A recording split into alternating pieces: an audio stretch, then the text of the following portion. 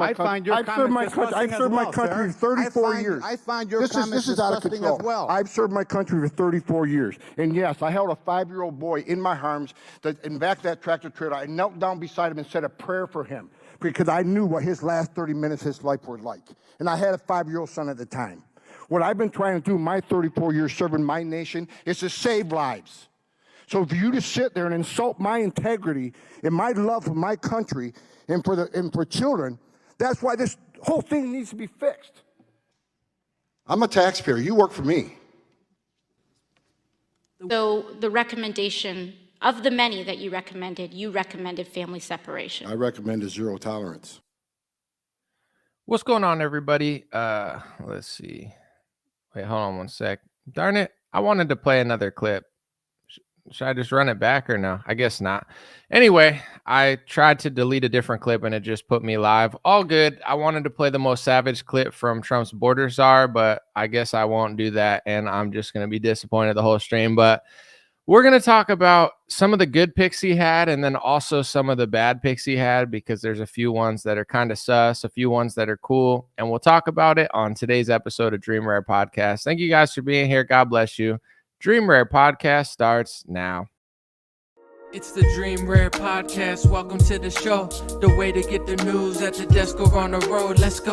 God is great and success in our control. The world is crazy, but we get better from obstacles. Yeah.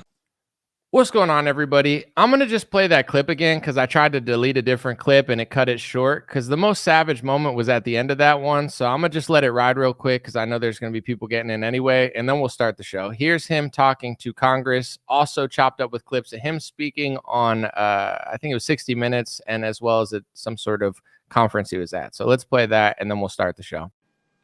First of all, your comments are disgusting. I've served my country for 34 years. I find your comments this is out of disgusting control. as well. I've served my country for 34 years. And yes, I held a 5-year-old boy in my arms in back of that tractor trailer. I knelt down beside him and said a prayer for him because I knew what his last 30 minutes of his life were like. And I had a 5-year-old son at the time. What I've been trying to do my 34 years serving my nation is to save lives. So for you to sit there and insult my integrity and my love for my country and for children, that's why this whole thing needs to be fixed. I'm a taxpayer. You work for me. So the recommendation of the many that you recommended family separation. I recommended zero tolerance. Which includes family separation. The same as is with every U.S. citizen parent gets arrested when they're with a child. Is there a way to carry out mass deportation without separating families? Of course there is.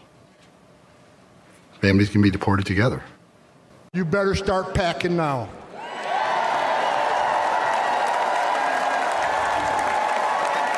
You're damn right. Because you're going home. I got another message to the criminal cartels in Mexico.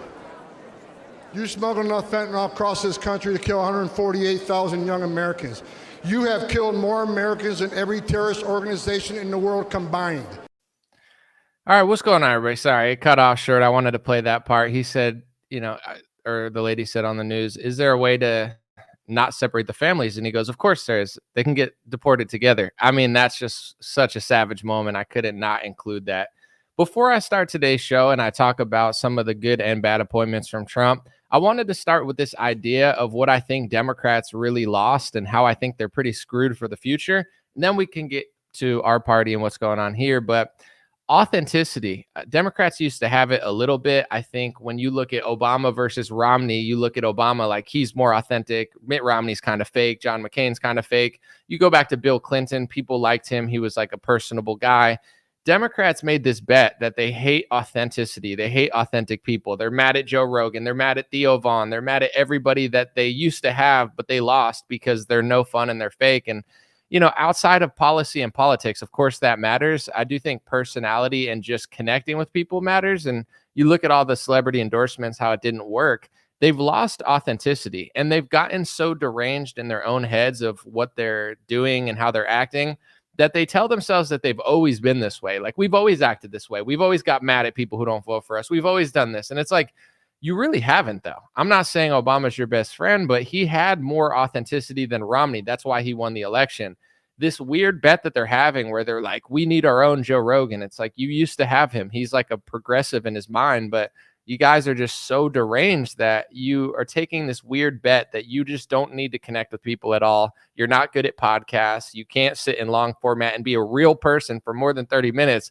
And they somehow think that that's going to win them into the future. I just think they've really lost that gamble. And if they don't self-reflect and try to be more authentic, I think they're going to get crushed here into the future. So needless to say, if you're a hawk on border security and you want a stronger border, it looks like Tom Homan seems like a pretty solid pick. So that from Kamala Harris as the border czar and Alejandro Mayorkas as the DHS guy, I can't think of a bigger upgrade. So let's just start with the positives and let's start with what's actually going to change.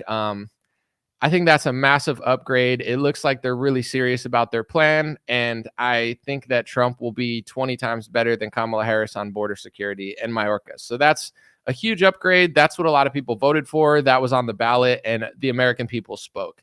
Other appointments that I'm not mad at, I guess, like, I saw Stephen Miller was appointed to some sort of position that's like, I don't even know what it was, deputy staff. I don't even know what he does. And as far as Stephen Miller, to me, I know some people like him, some people don't. I'm kind of like apathetic on him. I've heard, good things that he said on the news, but I don't really follow him. He seems loyal to Trump. I'm not really mad at that one. I guess other people can be, or you could be happy about it. I think like it didn't seem like that important of a role, or at least like I don't even know what his role is, so I can't have a full decision on it. One person that I really don't like, and she is basically Nikki Haley rebranded to Republicans, is Elise Stefanik. I've been talking about her for years, and I don't watch Fox News or Newsmax, and no offense, because I know he does some good groundwork for the Republican Party, but I don't really listen to Charlie Kirk, and like I don't know where people are getting their news from that keep coming to my page and saying, Elise Stefanik's awesome, you're wrong, she's great. I don't know who's saying that or who's telling you that. I'm guessing the Fox News apparatus, they're like promoting her a lot. And the difference between Elise Stefanik and Nikki Haley is the fact that Nikki Haley doesn't have loyalty to Trump, and she went her own route, which is a political mistake if you're trying to have power in the Republican Party, I believe, because Trump is kind of be all end all right now. And Elise Stefanik is almost indistinguishable from Nikki policy in rhetoric, or I would say policy and her preferences, how she votes, etc. Foreign policy, of course. But she decided to ride Trump's coattails. So a lot of Trump supporters think, well, she's loyal to Donald Trump, so she's one of us because I saw her on Fox News and she had his back. She's Nikki Haley, who's more intelligent, saying, let me just say whatever people want to hear to the news and do whatever Trump wants to do, and then people will think I'm one of them. I want to show you this clip, and I also want to say some people are mentioning that she was chosen for the UN ambassador. Many say that that's not an important position and it's not a big deal. That's definitely possible. I mean, I'm not going to freak out and cry and scream. I'm not like here to like ruin everybody's parade. I really hope he chooses RFK Jr. at FDA. I've talked about that a lot. I would love to see someone like Joseph Ladapo at HHS. And I don't really have high expectations for the Trump administration. The border's solid. I knew he would do that. I hope he does what he said he'd do at the health agencies. Outside of that, I expect him to pick a lot of bad people for the other positions. I know other people, maybe you don't feel that way, but I'm not setting my expectations at 100%. I'm like, give me like 30%, because last time you gave me like 0 to 3%. Here's a clip of Elise Stefanik, and I want to show you guys why it's important. Regardless of which countries you like, etc., I got to make this point clear, because she really is just Nikki Haley, and they're swapping out a Nikki Haley that you know and hate with one that you like because she tells you what you want to hear on Fox News. Here's her slobbering over the foreign country that totally doesn't control America, because if you say it does, of course, it's hate speech that's now being policed around the country. As long as I serve the American people, I will defend George Washington's vision of religious pluralism and freedom. Today, this means crushing anti-Semitism at home and supplying the state of Israel with what it needs, when it needs it, without conditions to achieve total victory in the face of evil. There is no excuse for an American president to block aid to Israel, aid that was duly passed by the Congress. That's why I'm proud to have sponsored or backed every measure to aid Israel that has come before the United States Congress. Every single one. So here's my issue with that. She says she's passed every single measure and bill that supports aid to Israel. Here's her rating when it comes to American politics. CPAC gave her a 50%, which is an F, 50.8% lifetime rating when it comes to conservative voting. Thomas Massie has a 92% conservative rating, and he's been 100% over the last couple years. Elise Stefanik was at like 60-something% for the last year, and she's at a lifetime. This is CPAC, by the way, folks. CPAC is not like the most stringent libertarian conservative out there. They're pretty like basic mainstream conservative. And even CPAC rates her at an F of 50%. So this is the point that I want to make to people. I don't care what foreign country you like or support or want to give bombs to for this live stream or in general. That's up to you. If she's voting 100% to give money to a foreign country, but in America, her conservative voting rating is 50%, which country does she work for? Which country does she work for? Because she's 100% flawless giving our money to a foreign country. But when it comes to actually voting on why we put her in office, voting for our beliefs, our values, our policies, she's 50%. That's an F. That means half the time she's like, sure, I'll give you idiots what you want. And half the time she's like, screw you idiots. Let's just give more money to a foreign country and then go on Fox News and convince you I'm one of them. So that's my whole issue with all of this stuff. When she said that George Washington's vision of America, and then she goes into quashing anti-Semitism. George Washington made the First Amendment. He didn't want sellouts like Elise Stefanik and almost the entire Republican Party to be running around passing hate speech rules, laws, and phrase policing for one race, one religion, and one foreign country that wasn't even a sovereign country when George Washington and the rest of them signed the Declaration of Independence.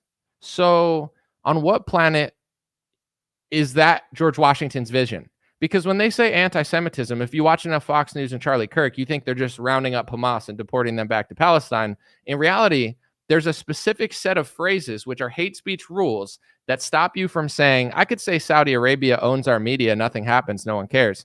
But if I said certain countries influence our media, there's now speech laws in America that Elise Stefanik supports that say that that is anti-Semitism. You can't say, people in our country have loyalty to Israel. That's now anti-Semitism. It's the dual loyalty trope that just so happens to be also true in most cases or some cases, because some people do have dual loyalty, including Elise Stefanik. And I have no idea what race or religion she is. I read that she was Italian. That's great. I don't care who you are. This is America.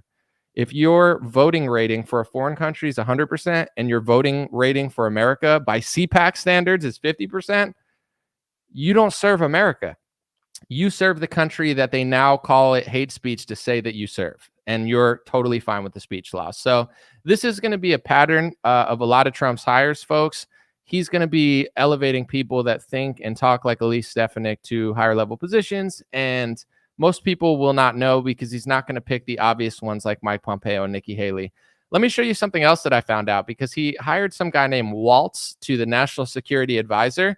And there were only a few MAGA Republicans that voted for FISA surveillance. This is important because for years we were complaining in the conservative movement, in the Trump movement, that we shouldn't be able to spy on Donald Trump. How dare Democrats use FISA surveillance to not only spy on American citizens, but now they're using it against President Trump. So most MAGA Republicans voted against the FISA surveillance bill because of course you would if that's your entire ideology.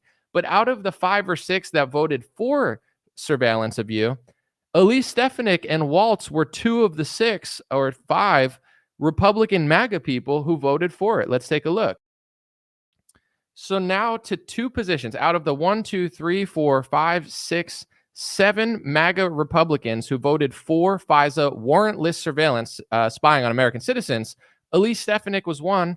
Mike Waltz was another. What are the chances that Trump elevates 2 of the 7 of the only people in Congress that are voting for spying on warrantless surveillance? I don't think it's a coincidence. I think he's doing what he did last time. He's pleasing his donors.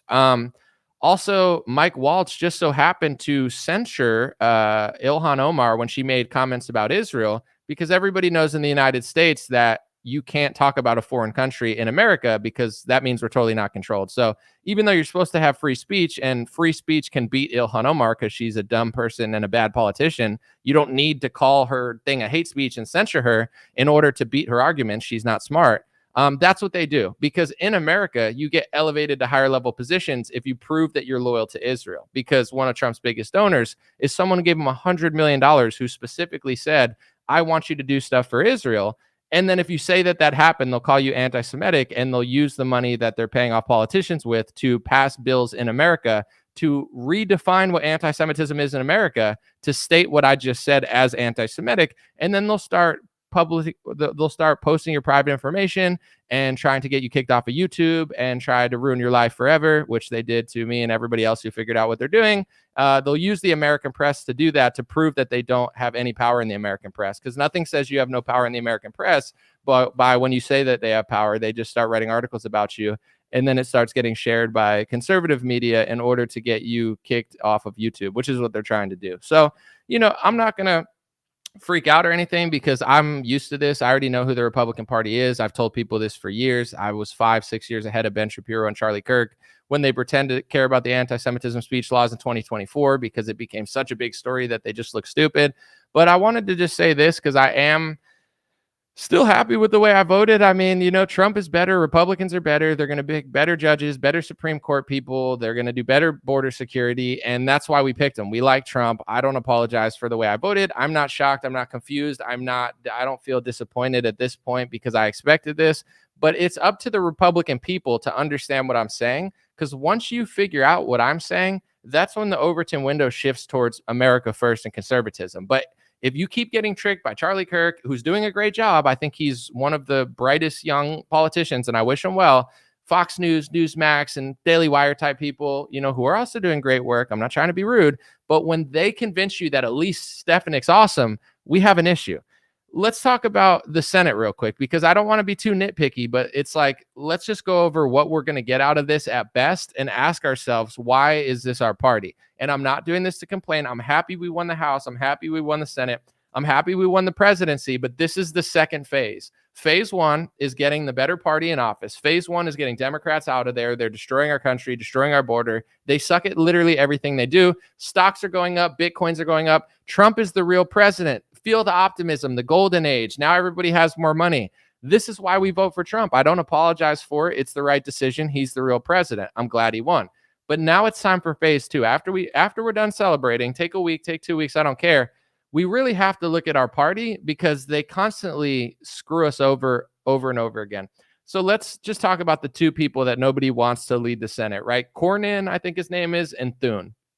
I'm not even going to talk about them because nobody likes them. If you follow Charlie Kirk or literally anybody in the Republican movement that's more trustworthy than these other guys, they all want Rick Scott to be the Senate leader, right? Because I can't even imagine how bad Thune and Cornyn are if they're picking Rick Scott as the hero.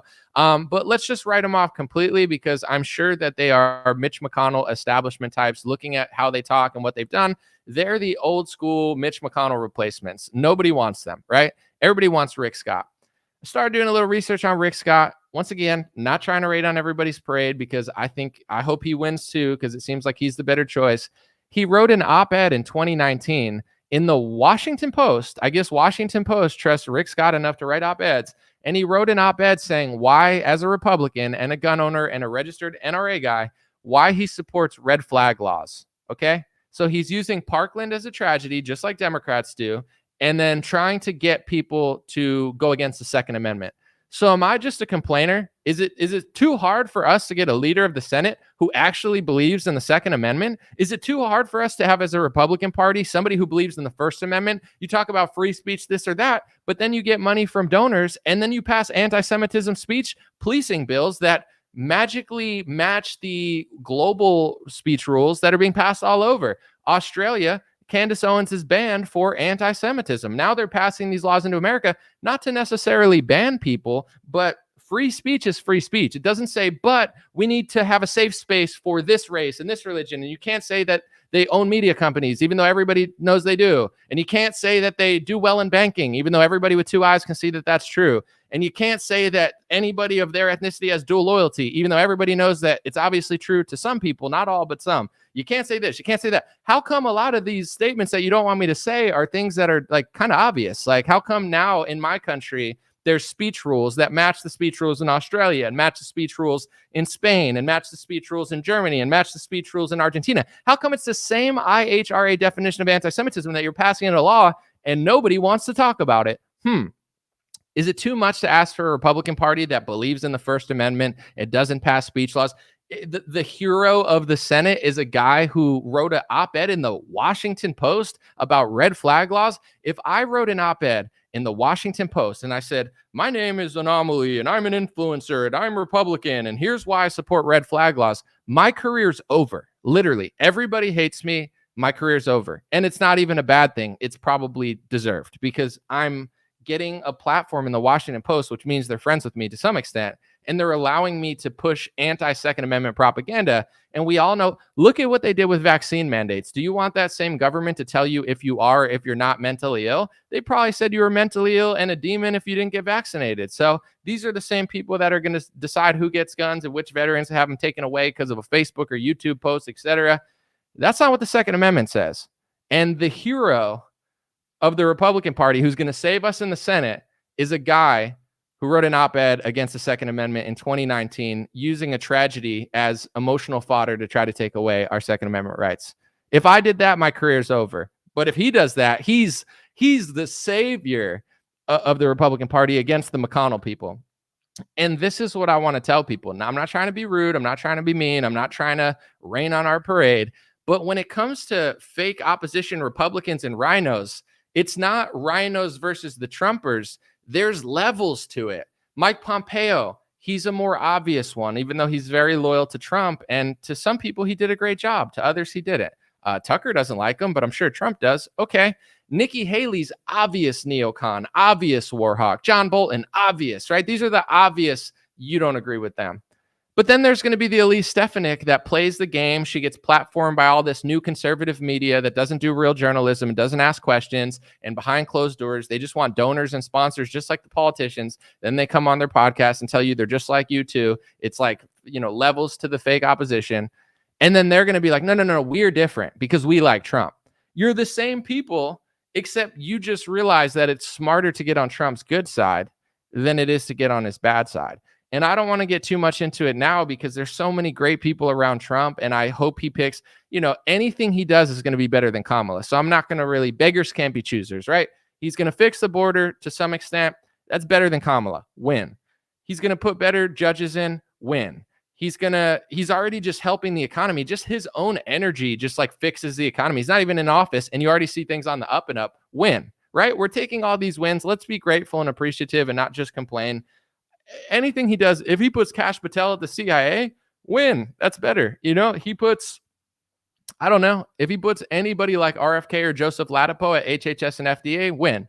If he pushes a pharmacy lobbyist, now we have a problem. And now I feel completely betrayed, as does everybody. But for these neocon positions, I expected this because this is who Trump is. This is who his donors are. This is who he surrounds himself by. Lee Zeldin, he put him at the EPA. I like Lee Zeldin. He seems like a nice guy. He's a good politician, right? What does he know about energy? I'm not sure. And Trump posts a thing about him. He's going to be really good with this, this, and this. And then he posts how loyal he is to Israel in the post. It's like that's how Trump chooses his positions. It's like, how loyal are you to a foreign country? Okay, you can get that position. You can get that position. You can get that position. What does that have to do with America? I don't care what countries people like or don't like. Same with the guy with or Waltz or whatever. It's like the guy was pushing Biden to go harder on Ukraine. Maybe he's had a change of tune. Let's see what Trump does. Let's give him some time.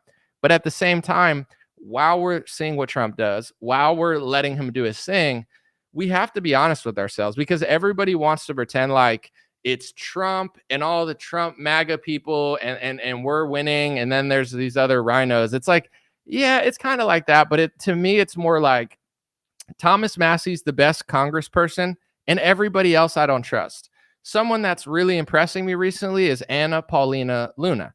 I've met her before. She's super nice, but also outside of just knowing her, looking what she's posting, she's talking about we shouldn't be spied on unconstitutionally. I know she knows that Thomas Massie's the real deal. She's starting to say innovative stuff that isn't just generic, robotic, like regular Congress stuff. It's like outside of a few people, it's like it's not like 50-50. It's like 98% of Republicans kind of suck and 2% of them are good. They're better than Democrats, but that's all we can really say is that they're better than Democrats. They're not going to do so much bad stuff, but they're still going to play this game of they're not working for us. So, you know, I'm inspired. I'm not angry or hateful or anything, but it's like now the real work starts because with Trump, with Elon, with, you know, RFK and all these people around him, Ron Paul, Thomas Massie, there's this energy of like, we don't want the same old, same old. We know what you're going to try to do, but it's, to me, it's deeper than even like Cornyn versus Rick Scott.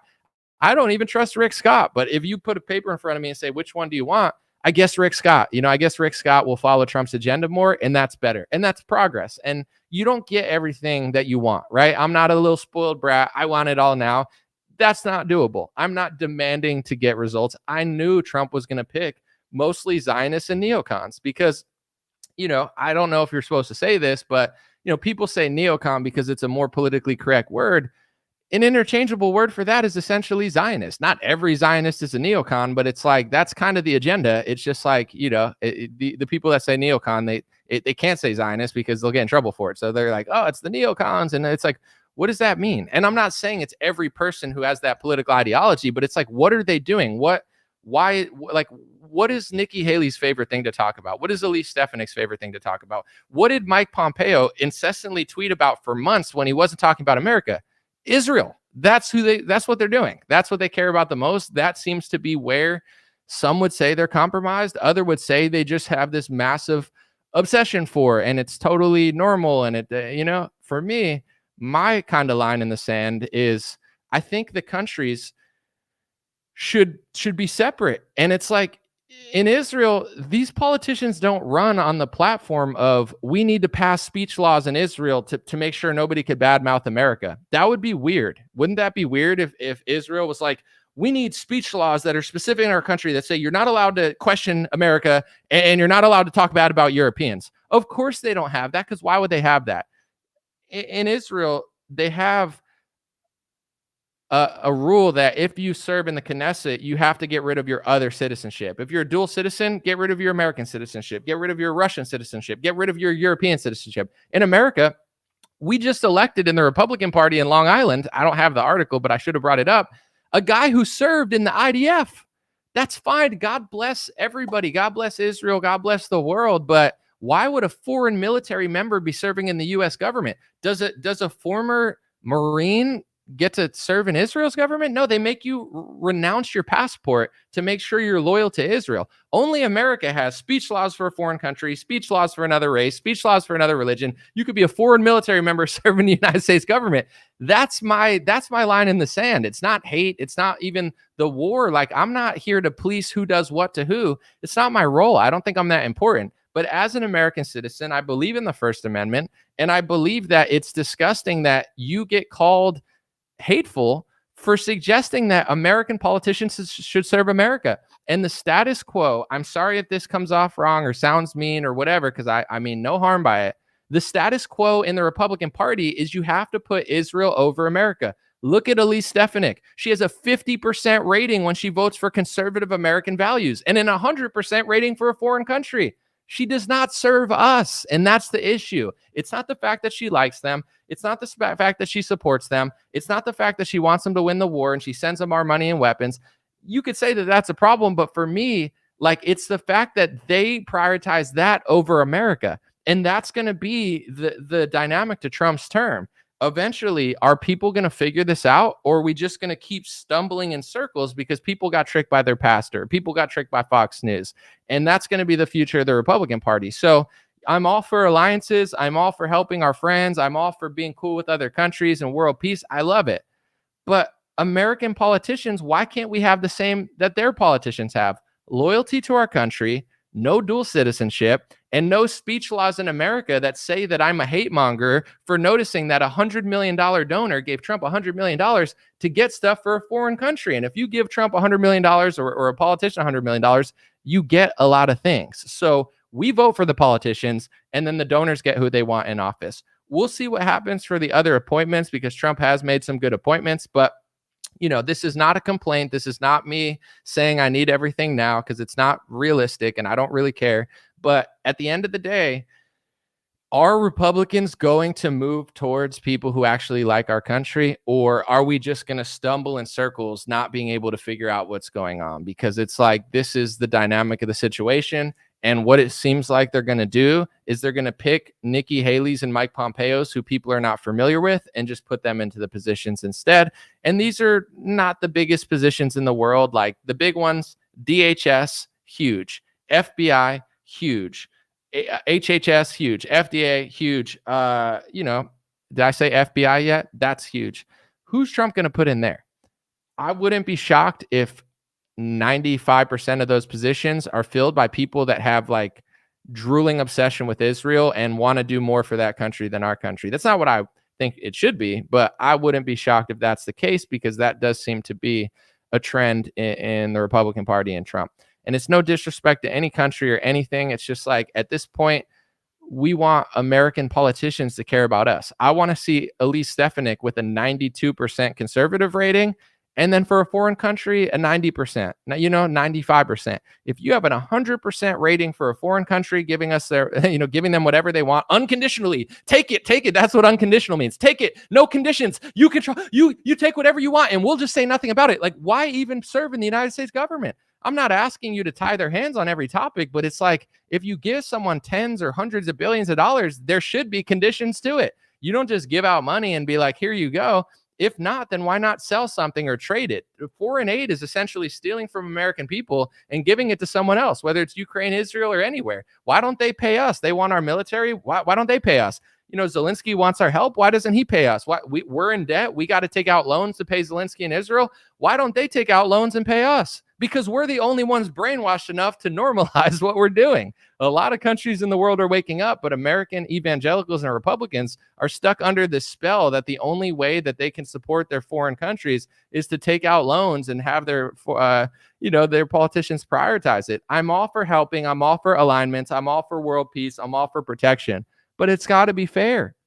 And it's not fair right now. We get speech laws, we get called names, we get smeared by our press, and then they say that it's hate speech to say that when we say what they're doing. Like, not only are they doing it, but then you're not even supposed to talk about it. And they're trying to normalize calling it hateful and hate speech when you call out what's literally going on. So there needs to be a fair relationship.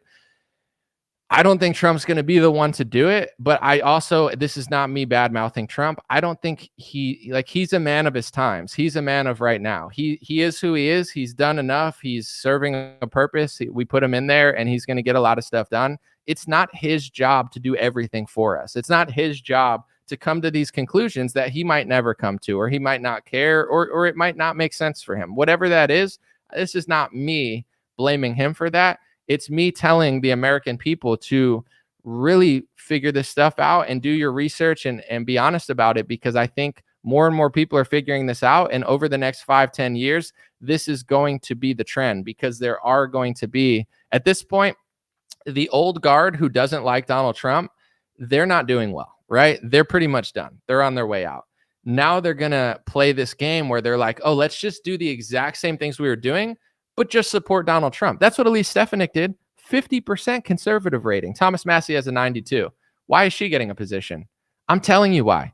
Because she's loyal to a foreign country. That's what elevates her. If she were just Thomas Massie, 100% loyal to America, but, didn't really care about foreign aid and didn't want to funnel all our taxpayer dollars to foreign countries, she would not be in that role. She got that role by showing her loyalty, not to America, but to someone else. That is the dynamic of the Republican Party, and that's what we're going to face with these roles. We'll see who else gets hired. My line in the sand with Trump, because I expected him to do this. I know he's going to pick these people, and I'm at peace with it. Like, I don't, that's just what it is.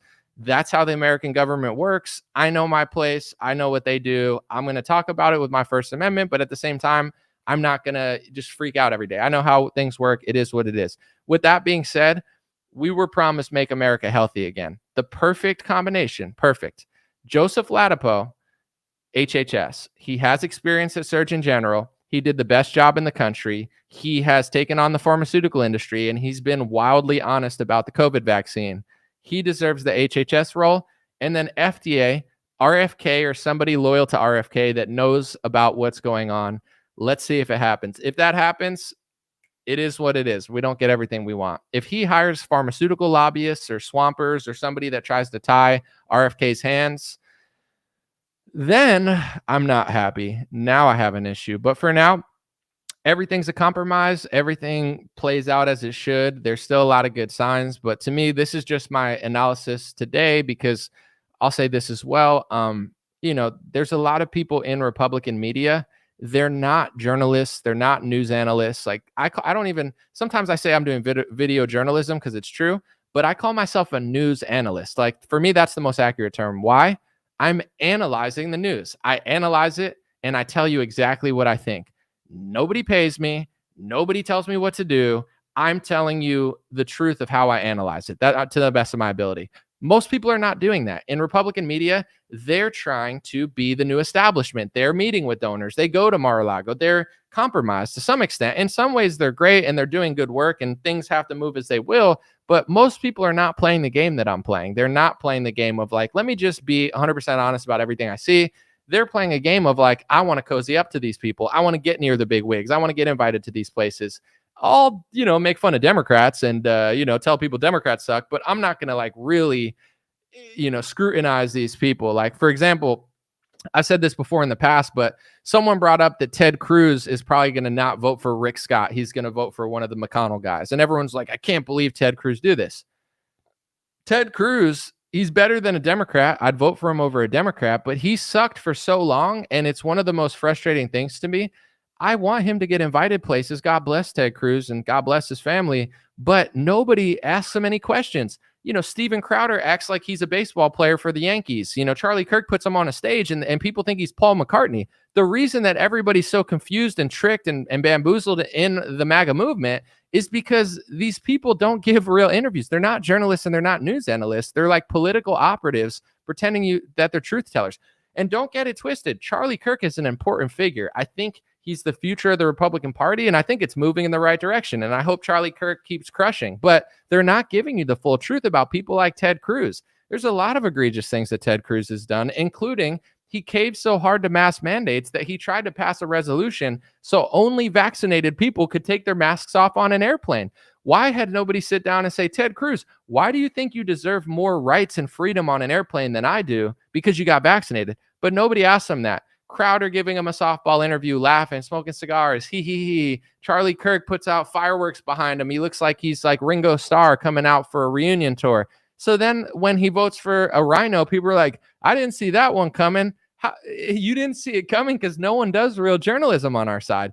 The best that I see against Republicans is this guy, Michael Tracy. You don't have to agree with everything he says, but he's some sort of moderate or independent who does real journalism against Republicans, accurate journalism, not just hating. He's pointing out all this stuff that everybody conveniently just ignores. So, the way we get our results into the future is to wake up to this reality and let these politicians know that we don't want it, because they get away with it by being like, look at the left, look how bad they are. Ha, look over there. And then people do, they're like, look at Ilhan Omar. Ilhan Omar sucks, but that doesn't mean you should pass a hate speech law that has 10 phrases that are now considered anti-Semitic hate speech to shut her up. You should just shut her up with the First Amendment and say, here's the right thing. What you said was wrong. But when they can't figure out how to do that, they just pass hate speech laws. And most people don't know because the right-wing news won't tell us. So, this is a lot of good stuff going on. But once again, I think also a lot of bad choices are being made, but it's not shocking as much. And I don't say this with any malice or trying to be mean or anything. Trump took $100 million from a mega donor who cares more about a foreign country than America. When you take that much money, you're going to have to give up some positions and hires. And that's what he's going to do. Not just for her, but that's how the Republican establishment really works. That's what they want. That's who runs the show. And anybody who notices that they run the show will be smeared as a crazy person and rude and mean when it's just literally how it works. So maybe you like that, maybe you don't. I'm not here to debate it. It's just that's how it works. So Let me know what you guys think in the comments. I'll read a few. I like his choice for the border. A few things I wanted to say too that I forgot. He says he's going to get rid of the Department of Education and send it back to the states. That's fine with me. The Department of Education, I think, was created in 1979, and our education has plummeted. The federal government is clearly not good at doing education. They take God out of the schools, and then they put like weird government propaganda in.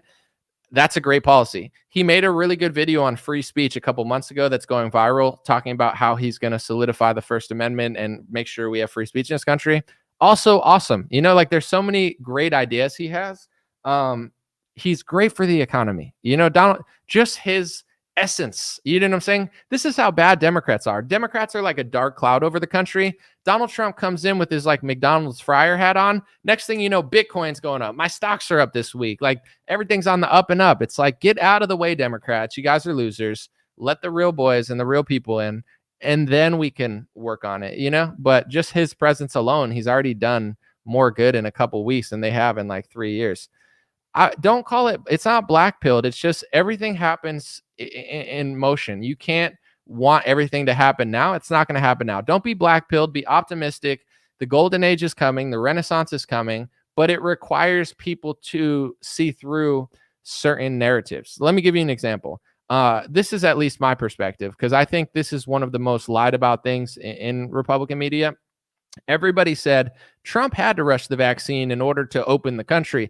That doesn't even make sense. If you look at the dates of when people open and when people close, California and states like New York, they had lockdowns well past the vaccine. The vaccine was the head fake. Go get this and we'll give you your stuff back. And then as soon as you get the vaccine, it's Charlie Brown with the football. They just pull it back. You understand? And then what really opened up the states, because it wasn't the vaccine, that was the fake, and that's just the cope that Trump people say because they don't want to acknowledge reality.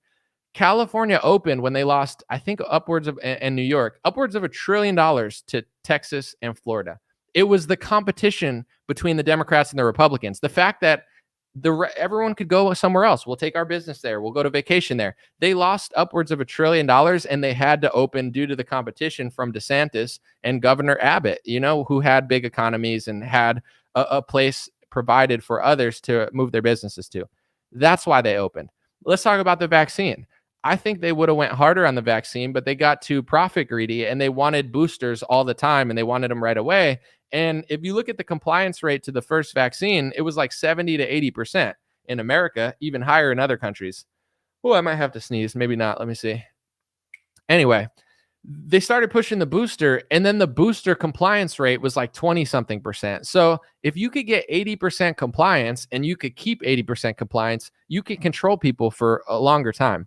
If you can't get the compliance above 20%, it ends, and then they have to open. So it's people rebelling legally, peacefully, but just in general being like, I don't want it. I'm not stopping. I'll move my business to Florida.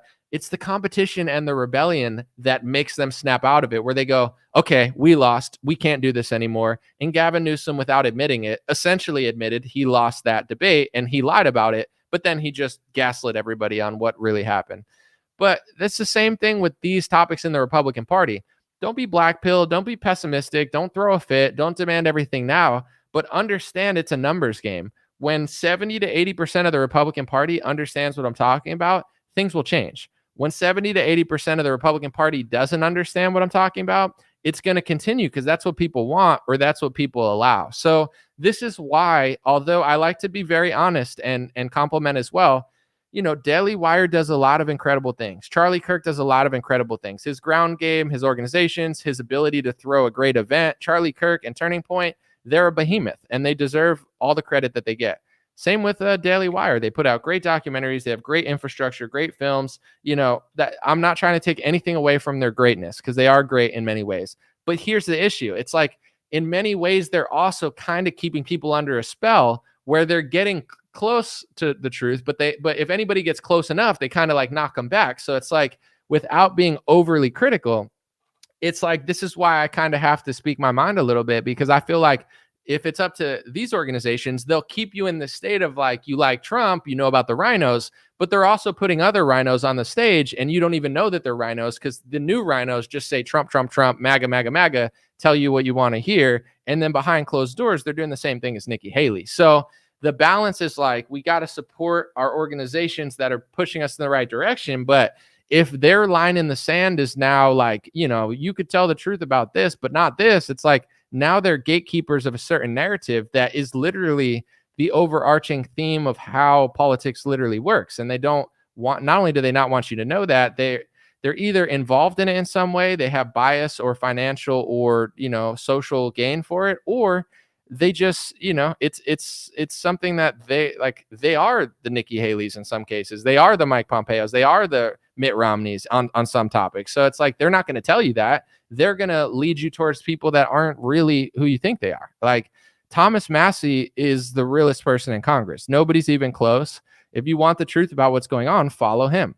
Why is he the only one saying it? Because 99% of the party is playing some sort of game, because that's the game you almost have to play in order to fit in these circles. So, you know, don't be pessimistic. Don't be upset. Just realize that things will happen when they deserve to happen, not when we want them to happen, but when enough people realize the reality of the situation. But right now, the truth is things are moving in our direction culturally.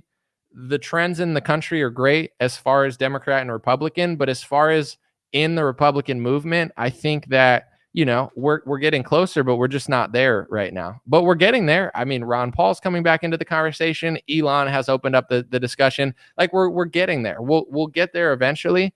And all will work as it is. It's just like you can't force a moment that's not there. Like you can't want 2028 to come in 2024. So I'm not trying to spread negativity or anything. It's just hopefully more and more people figure this stuff out, and then they'll shift and they'll change. And you know, it looks to me like Republicans are wiser than they were a couple years ago. And this is one thing, too, that it annoyed me for a while, but I understand why. To be fair, even though it was annoying me a lot in 2019 and 2020, Trump had to deal with Russia collusion for 2 years. So most of his supporters, they have like PTSD from how Democrats were treating them. And it's like, yo, don't criticize Trump. Don't talk about him. He's fighting the deep state or whatever, right?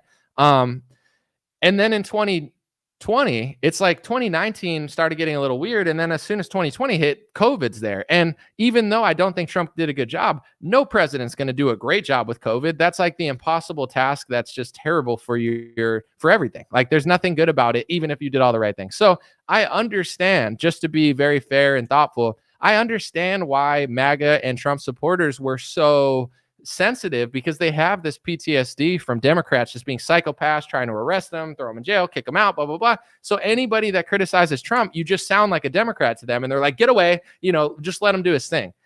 But now that we look back, there were a lot of errors, mistakes, bad hires, people sabotaging, etc., bad decisions. And now we don't have that excuse anymore. So I am optimistic that, you know, there's a time and a place for everything.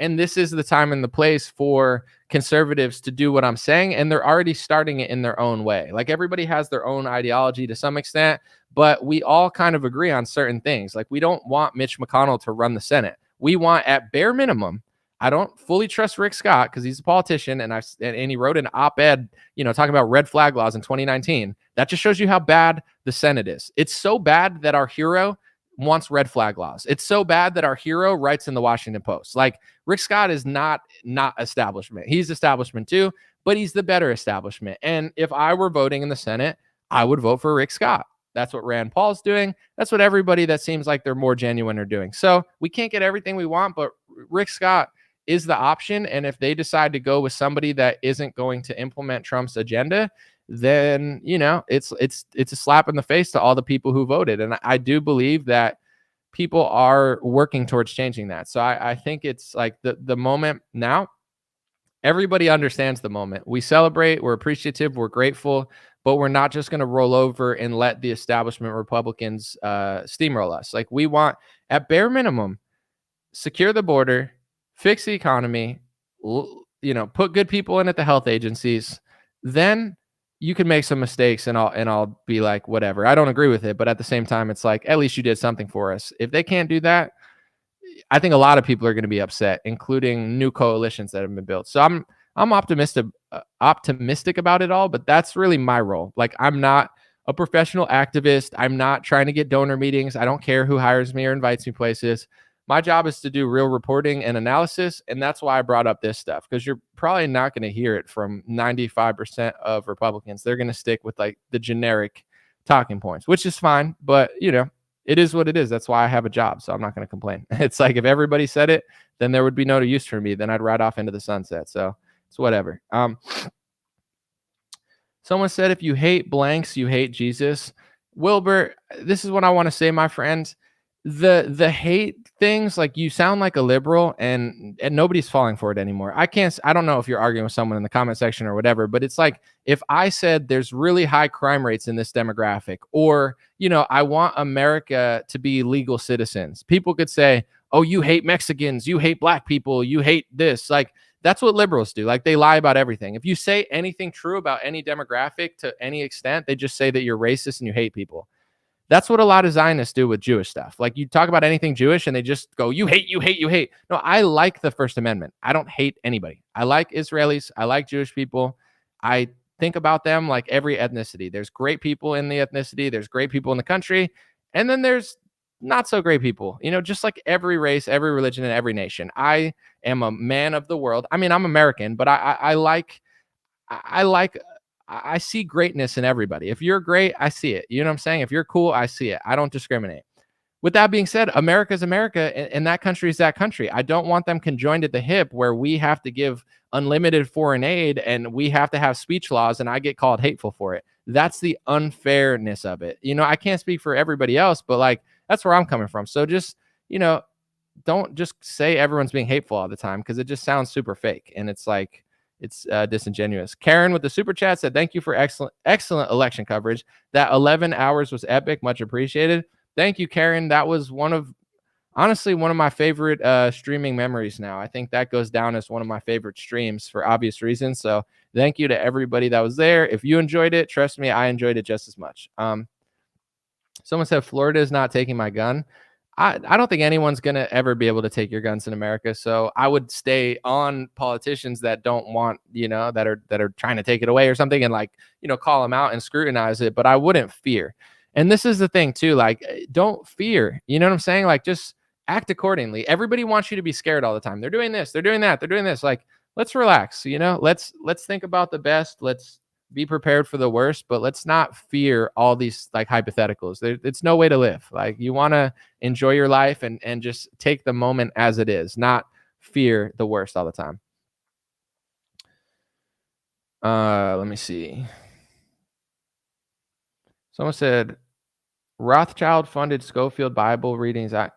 Did Rothschild really fund that or no? I know somebody funded the Schofield Bible, but I didn't know that it was Rothschild. Are you sure about that or no? I'm not trying to like censor you. I know somebody funded the Schofield Bibles. I'm not familiar with who did it or like what group or what person.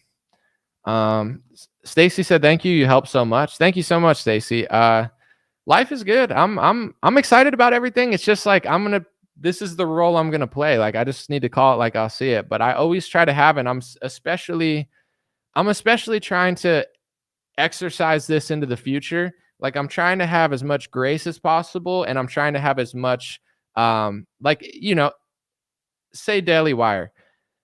I like a lot of people there, but I'm not like a big fan. I don't like Ben Shapiro. I don't hate him or anything. I think he's a talented guy, but like, I'm not a fan of Ben Shapiro. But if I just sat and hated on Ben Shapiro, then it's emotional. It's not real. You have to be able to compliment and see the great. Like, there are great things that Ben Shapiro has done. There's great things that Daily Wire has done. There's still great things that they do, and they play a certain role. You know, I want to have as much grace as possible when I talk about anything, whether it's left, right, etc., because I just think that's more honest, and I want to treat others the way I want to be treated. So I can identify that there's certain things that Charlie won't say, and certain ways that he misleads people, Charlie Kirk, but in other ways, he's one of the hardest working and most important Republicans in the country. You know, when it comes to ground game, when it comes to the youth, when it comes to certain things, like Charlie Kirk did a lot, you know? So it's like, you got to be able to compliment someone at the same time as like making your point. So that's my goal into the future. I've always been that way, but it's easy to lose it for sure. Someone said, I'm late. I'm sure you mentioned this already. I didn't, but I see your comment. He said, Trump Jr.'s reply to Dave Smith about neocons is a really good sign. Absolutely. Like, I don't know what this means, but Don Jr.'s followed me on Twitter for years. I was and God bless Don Jr. and his family. I was highly critical of Trump. Highly. He never unfollowed me. He's responding to Dave Smith saying, I understand that I'm trying, there's neocons.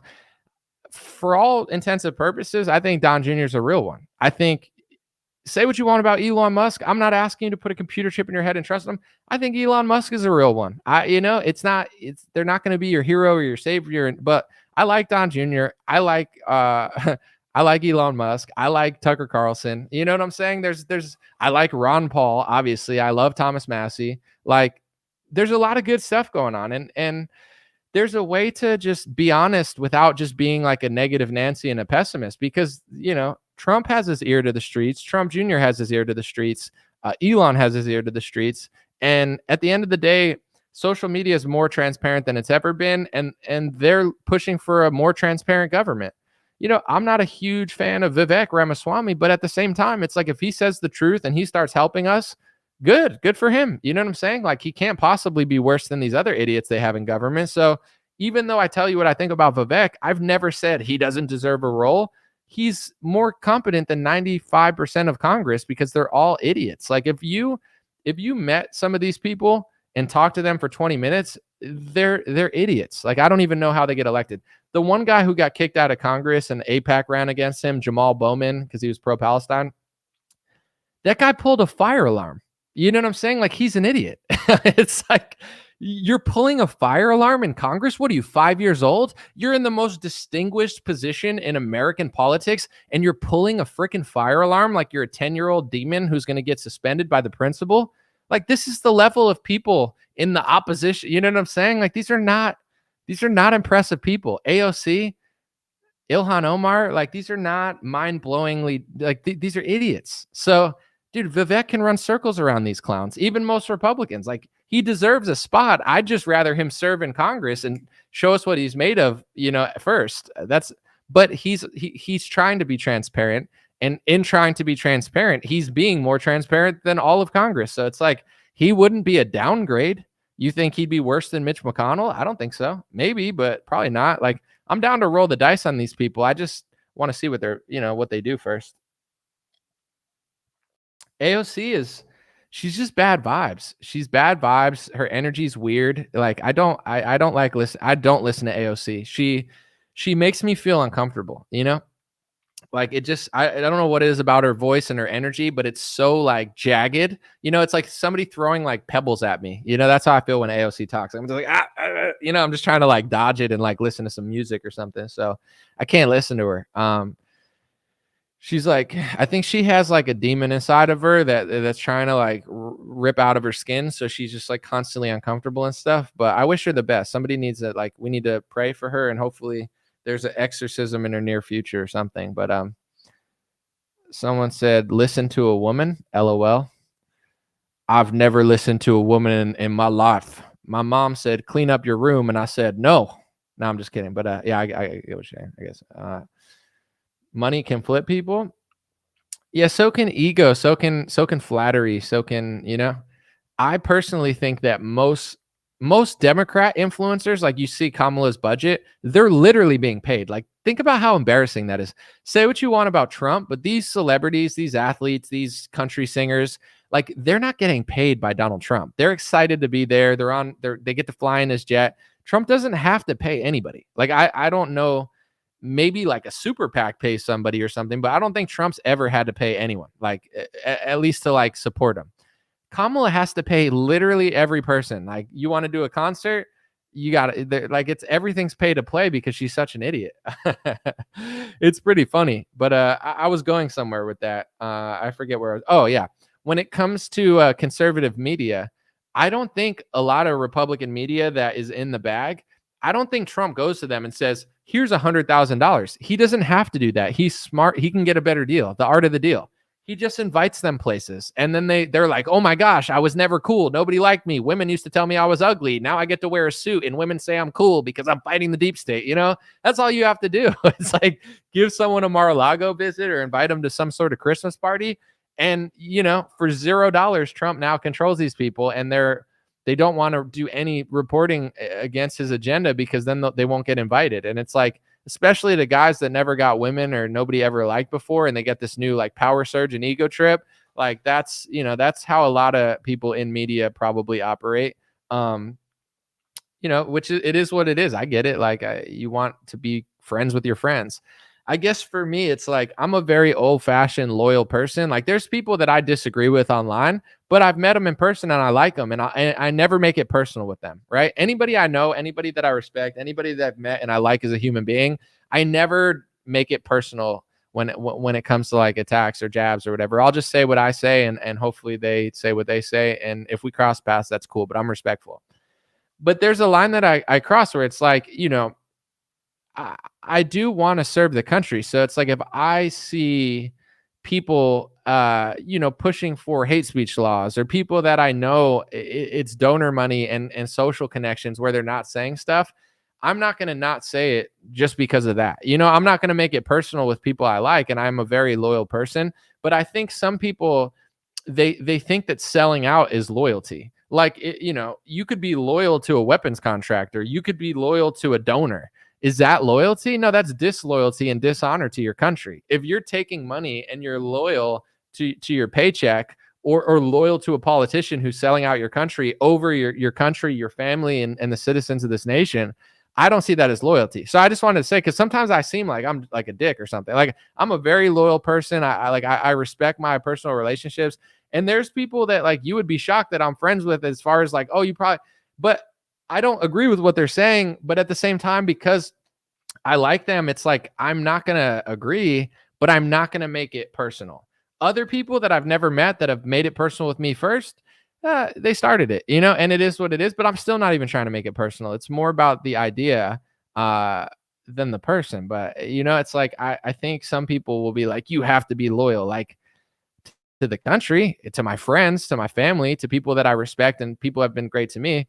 Someone that, you know, like, I'll give you one example where it's like, you know, Mike Cernovich, some people like him, some people don't. He's an acquired taste.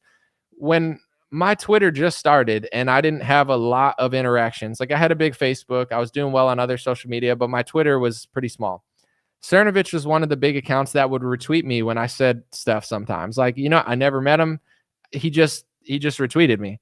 And I was like, oh, that's awesome. You know, and he was always just super chill. Like he was like, yo, check out this rapper, Patriot J. He's cool. I'm friends. Patriot J's awesome. He's a great guy. And it's like, he's always been cool to me. So it's like, he says things I disagree with. He says stuff that I'm like, I don't know about that. But because he was cool to me as a person, I never make it personal with him, because I am actually a person that values people that were nice to me. You know what I'm saying? And did like when there was nobody there and they were there, or when I asked a question and, you know, it's like, if you had my back at one point, then I'm that type of person. I'm never going to start it, because I remember that moment and I appreciate it when nobody cared about me on Twitter. With that being said, yeah, there's a lot of things that I've disagreed that he said, and vice versa. But also I think he says a lot of interesting stuff. That's how I operate. I'm not like, I don't just like try to like burn bridges with everybody. At the same time, it's just like these people that are constantly subverting and lying on social media. It's like, yeah, I don't know. I feel a stronger loyalty to my country than to their, you know, to their agenda of like convincing you that loyalty is selling out. Someone said I'm loyal to a fault, and we have, I mean, it's great to be loyal to friends and family or people that have like, it's just good to remember things. But I think at a certain point, like as a news analyst or a journalist or a content creator, like you can't sell the country out. You can't cover up speech laws. These are pretty bad things. Someone said Marco Rubio as Secretary of State. Is that true? Let me look it up. I wouldn't be shocked. Marco Rubio, let's see. Trump expected to name Marco Rubio as Secretary of State. his entire cabinet is going to be Zionists. Like it just is. People will say they're neocons. It's Zionism. That's what you can't say this. Once again, don't say this because then the press will smear you to prove they have no power and they don't care. But Zionism is what runs the Republican Party. It's the biggest donors. It's what controls most of the cabinet seats. You're not supposed to say it, of course, but it's true. So it's like he's not going to pick who you want at Secretary of State. He's going to pick Marco Rubio or someone like Marco Rubio. Almost all of his cabinet's going to be that. I'm not shocked by this. I know some people are stunned. Like if you go to Trump's first cabinet, you can't find 3 good people. His entire cabinet sucked. Literally. It's like he picked pharmaceutical lobbyists for HHS and FDA. I just want him to pick RFK and him to pick Joseph Ladapo. But if he picks pharmaceutical lobbyists at FDA and HHS, now there's nothing different from his new term to his last term. Like he's made no improvements. We'll see. We will see. Someone said Adelson donation got Rubio as secretary. It's very possible. It's very possible. Nobody reports on this stuff though. Like everybody talks about George Soros with the left. Why do they do it? Do they hate George Soros? The press will say you're anti-Semitic. No, George Soros is just left wing and he funds a lot of operations against conservatism. That's the truth. Has nothing to do with his ethnicity or his lack of religion or whatever.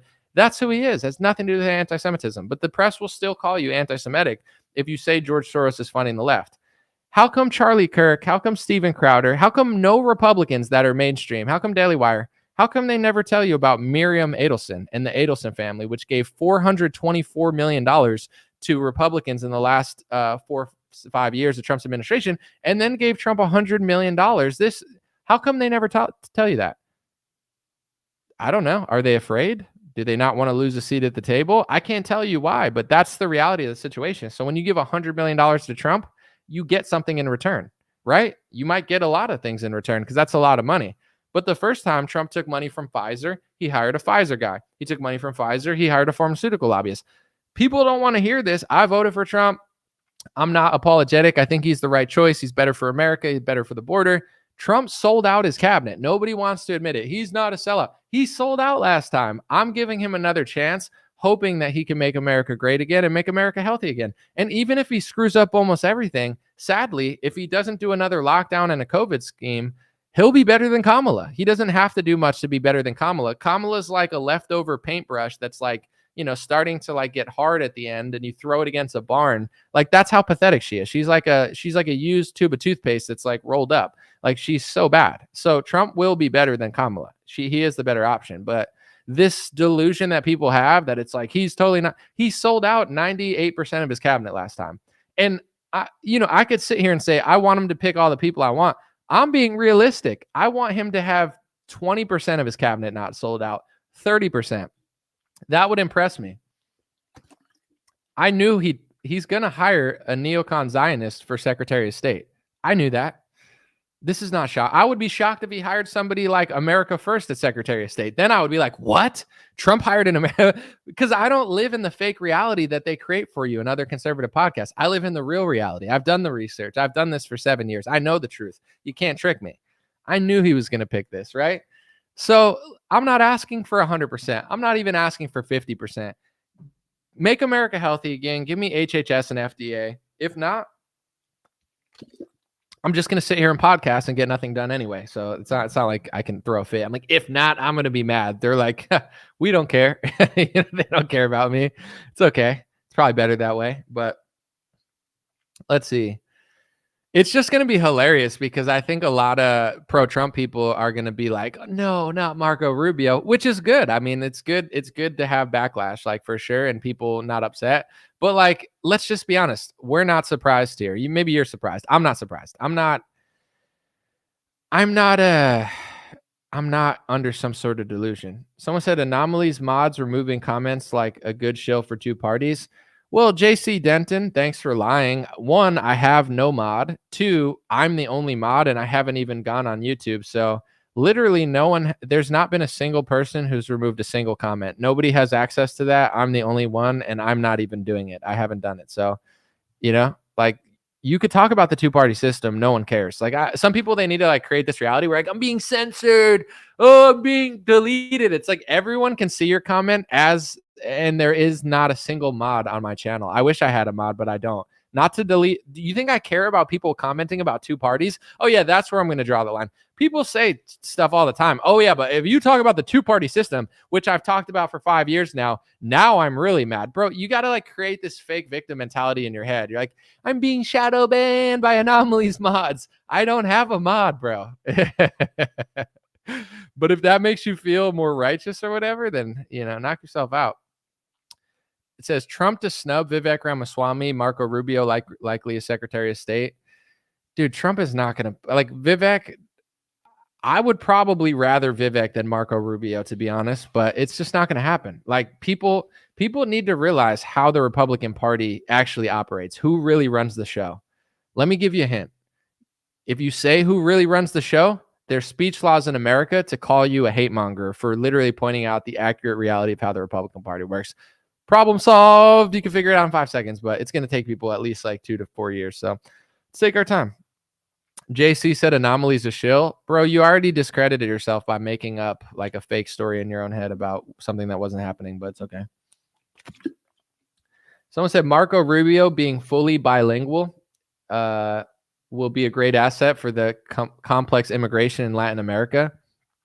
He's the Secretary of State. He's going to deal more with foreign policy in other countries than Mexico. But I guess Mexico is a foreign country too.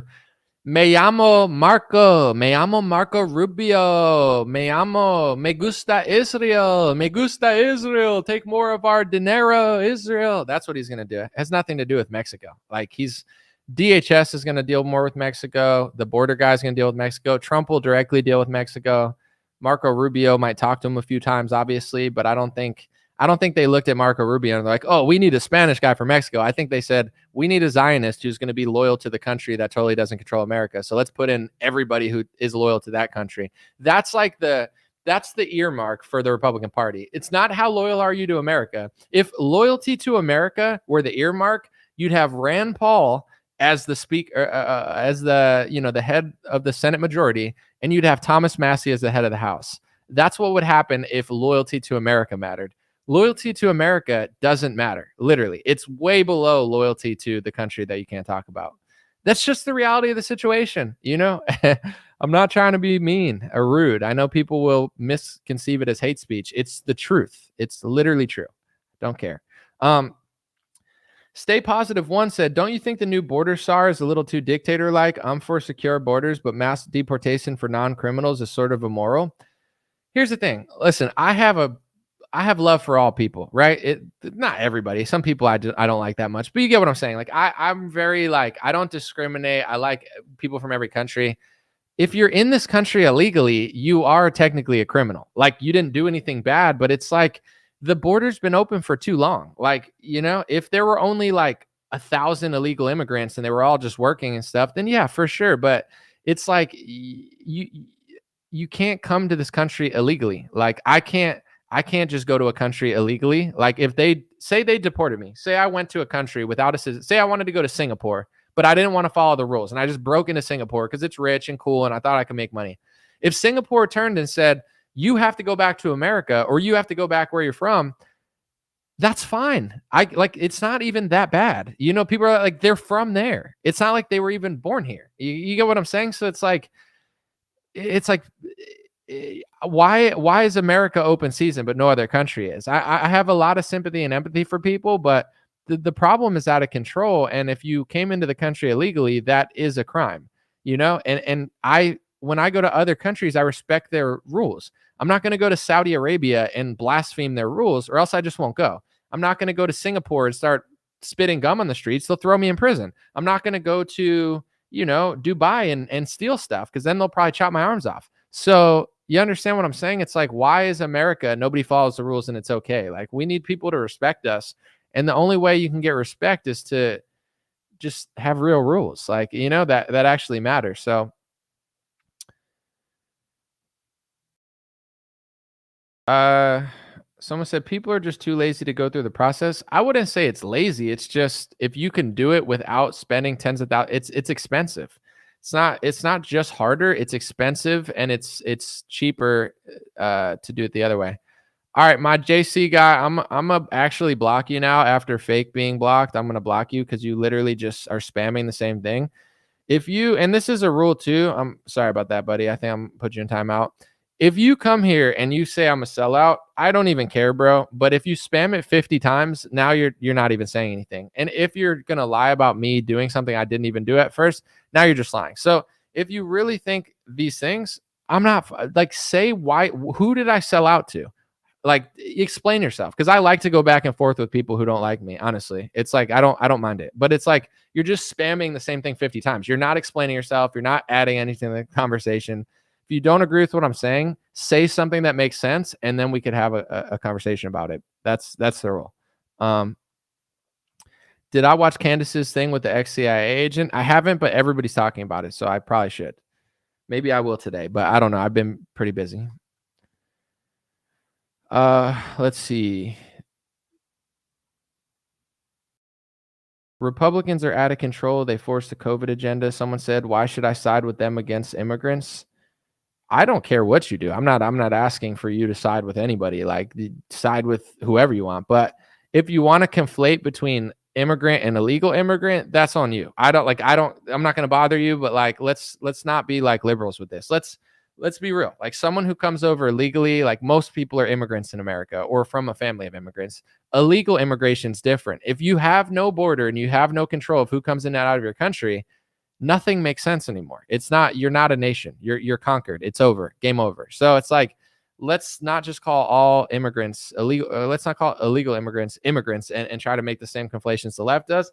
If you want to side with illegal immigrants over the Republican Party, I could care less, bro. I'm not going to stop you. I'm not going to complain. Like, I'm not asking you to, but as far as like me, like, I don't, am I okay with him deporting illegal immigrants? I mean, there's just they brought too many people from too many places in the world. It's unsustainable. Not only like, is he going to, they have to, this country can't survive 8 more years of what Kamala was doing.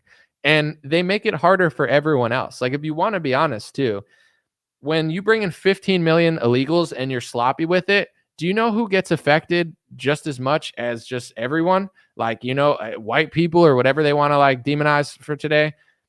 Illegal Hispanics get affected. Even other illegals. Like, if you're an illegal in America and there's 2 million illegals and then there's 20 million illegals, you're screwing it up for everybody else. If you ever go, and I'm not trying to be like stereotypical, but this is true. It's like, if you go to like a Home Depot and you need work, and illegals will stand outside there, 7-Eleven, like looking for work, the hardworking people.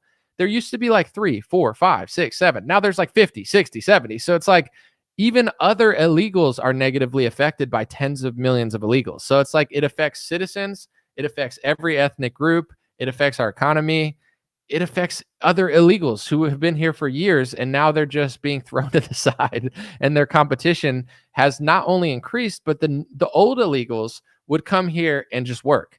The new illegals are getting government checks and government subsidies and government plans. So it's like, the entitlement has gotten out of control. And I'm not completely unfamiliar with the situation. Like, I know what's going on. The new system of illegal immigration is nothing like it was 15 years ago. And the new ones, it's like it's not sustainable in any sort of the way. So, if he can normalize the situation, and maybe that's not the right term because it sounds kind of diabolical, but if he can undo all of the issues of the Kamala Harris administration, now there's a conversation to be had about who stays and who goes. But when you open the border, bring in people from 100 different countries, tens of millions of people illegally, start giving them government handouts, it's too much, bro. You could side with them over Republicans. I don't care. I don't care who sides with what. I'm sure I have friends who do too, but it's like, I don't know. I could see why you can't just let everybody stay, because it's not going to be good. I'm going to check out Twitter real quick while I'm live just to see like if it's official with Rubio. It doesn't look official, but it looks like reports are saying, etc. I'm trying to look. Let's see. Yeah, everybody's saying that Rubio, it's not official, but everybody's complaining about it. Marco Rubio is almost no different than Mike Pompeo, almost no different from Nikki Haley. I hate to be the guy, I really do, but it's like, what do Nikki Haley, Marco Rubio, Elise Stefanik, and Mike Pompeo, what do they all have in common? What really makes them neocons besides their hawkish foreign policy? It's their allegiance to a certain foreign country and a certain foreign policy over America. There's a commonality between all of them.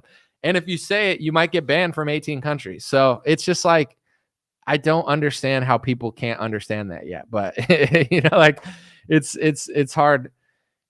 You can like another country and support another country, but simultaneously also ask that our politicians serve us as a prerequisite. And if it's more important to serve another country than our country to get a role in the federal government, then that should tell you everything you need to know. And if you're a true American citizen, you want to have sovereignty. You want your country and other countries to be separate, your country to serve your country, and you can have allies with other country once your country serves other countries. It's like with NATO. The Democrats do the same thing. They say, oh, you hate Europe and you hate NATO and you want Russia to kill everybody like Hitler or whatever they say. And it's like, no, we just want a fair deal in NATO. You know what I'm saying? And if NATO is not serving our interests, no disrespect to Germany, no disrespect to England, no disrespect to all the other beta male countries that are in there. No, I'm just kidding. Europe's cool. I don't want to be banned from Europe, but it's like, we don't hate anybody in NATO. I like all those countries. It's just, I don't like the relationship. So I don't care if we're a part of it. It has nothing to do with hating Germany or hating Italy or hating whoever's in it. It's just the reality of the situation. It's like, it's the same dynamic with Israel in the Middle East. It's not hate. And it's not that you don't want to be allies, but when your ally with the World Health Organization or your ally with NATO means that we start losing national sovereignty and these unelected people from foreign countries start getting to dictate our policy in America, now it becomes an issue. You understand? It's like, I'm fine with being in NATO. I'm fine with having allies in the Middle East.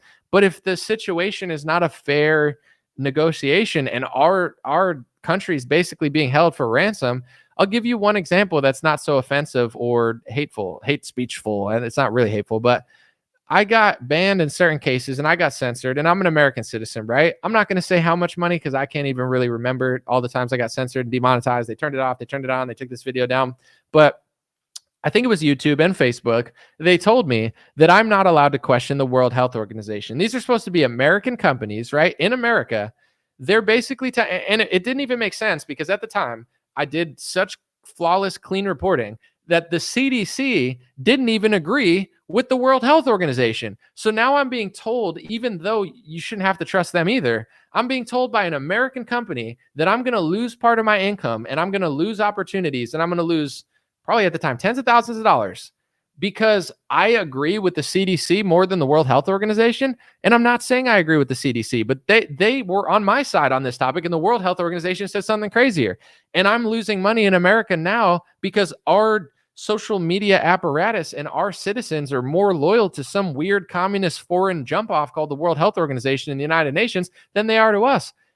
I have no problem with the United Nations and people in it, but I don't like them because that's what happened to me. It's like, they're now dictating policy in America from some weird, place in Europe. It's the same thing with Israel. It's like, I don't dislike the people there or anything. It's just like when I lose sovereignty in my country and my entire political apparatus is being dictated by people that your donor are funding. And now it becomes hate speech to even say that donors are funding it because you can't say that. It's an old trope. It's like, do people think really like, no, everyone's just going to like, it's so crazy dishonest and it's so sneaky that it's just like, not only are you doing it, but you say it's hateful for anyone to talk about. Can you say lack of self-awareness and self-accountability? Like you're so afraid of self-accountability that if one person says you're doing what you're doing, you freak out and say that it's hateful and it's too far. It's like, that's just going to make more people not like it. It's like, it's just odd. And I think it's similar to the Democrats. Like, you got to have authenticity. Democrats, they used to have authenticity during the George Bush era. They were, critical of big pharma with the hippie movement. Now the Democrats have no authenticity. If you lose authenticity, you're going to lose the future. And that's my, friendly, just unsolicited advice to the Zionist movement. It's like, you gotta take some sort of self-accountability and you got to have some authenticity. I mean, there's some there for sure. I'm not saying there's no points to be made, but it's like, you can't just censor everybody and say it. Like, It's literally in America. I have to repeat this because it's so crazy and against our founding fathers that it's like ridiculous that it's happening, and it's ridiculous that nobody in the Republican Party even cares about it because they're all sold out. One of the speech laws says you're not allowed to say a single American of one ethnicity and a single American from a different country has dual loyalty. So even though there's a former military member from a foreign country that is now in our government, you're not even allowed to suggest that he has any loyalty to a foreign country. It's a rule that's being passed into American legislation as hate speech and anti-Semitism. Imagine if a bunch of Saudis worked in the U.S. government and started passing Saudi Arabia speech laws where you weren't allowed to say Saudis in government have loyalty to Saudi Arabia.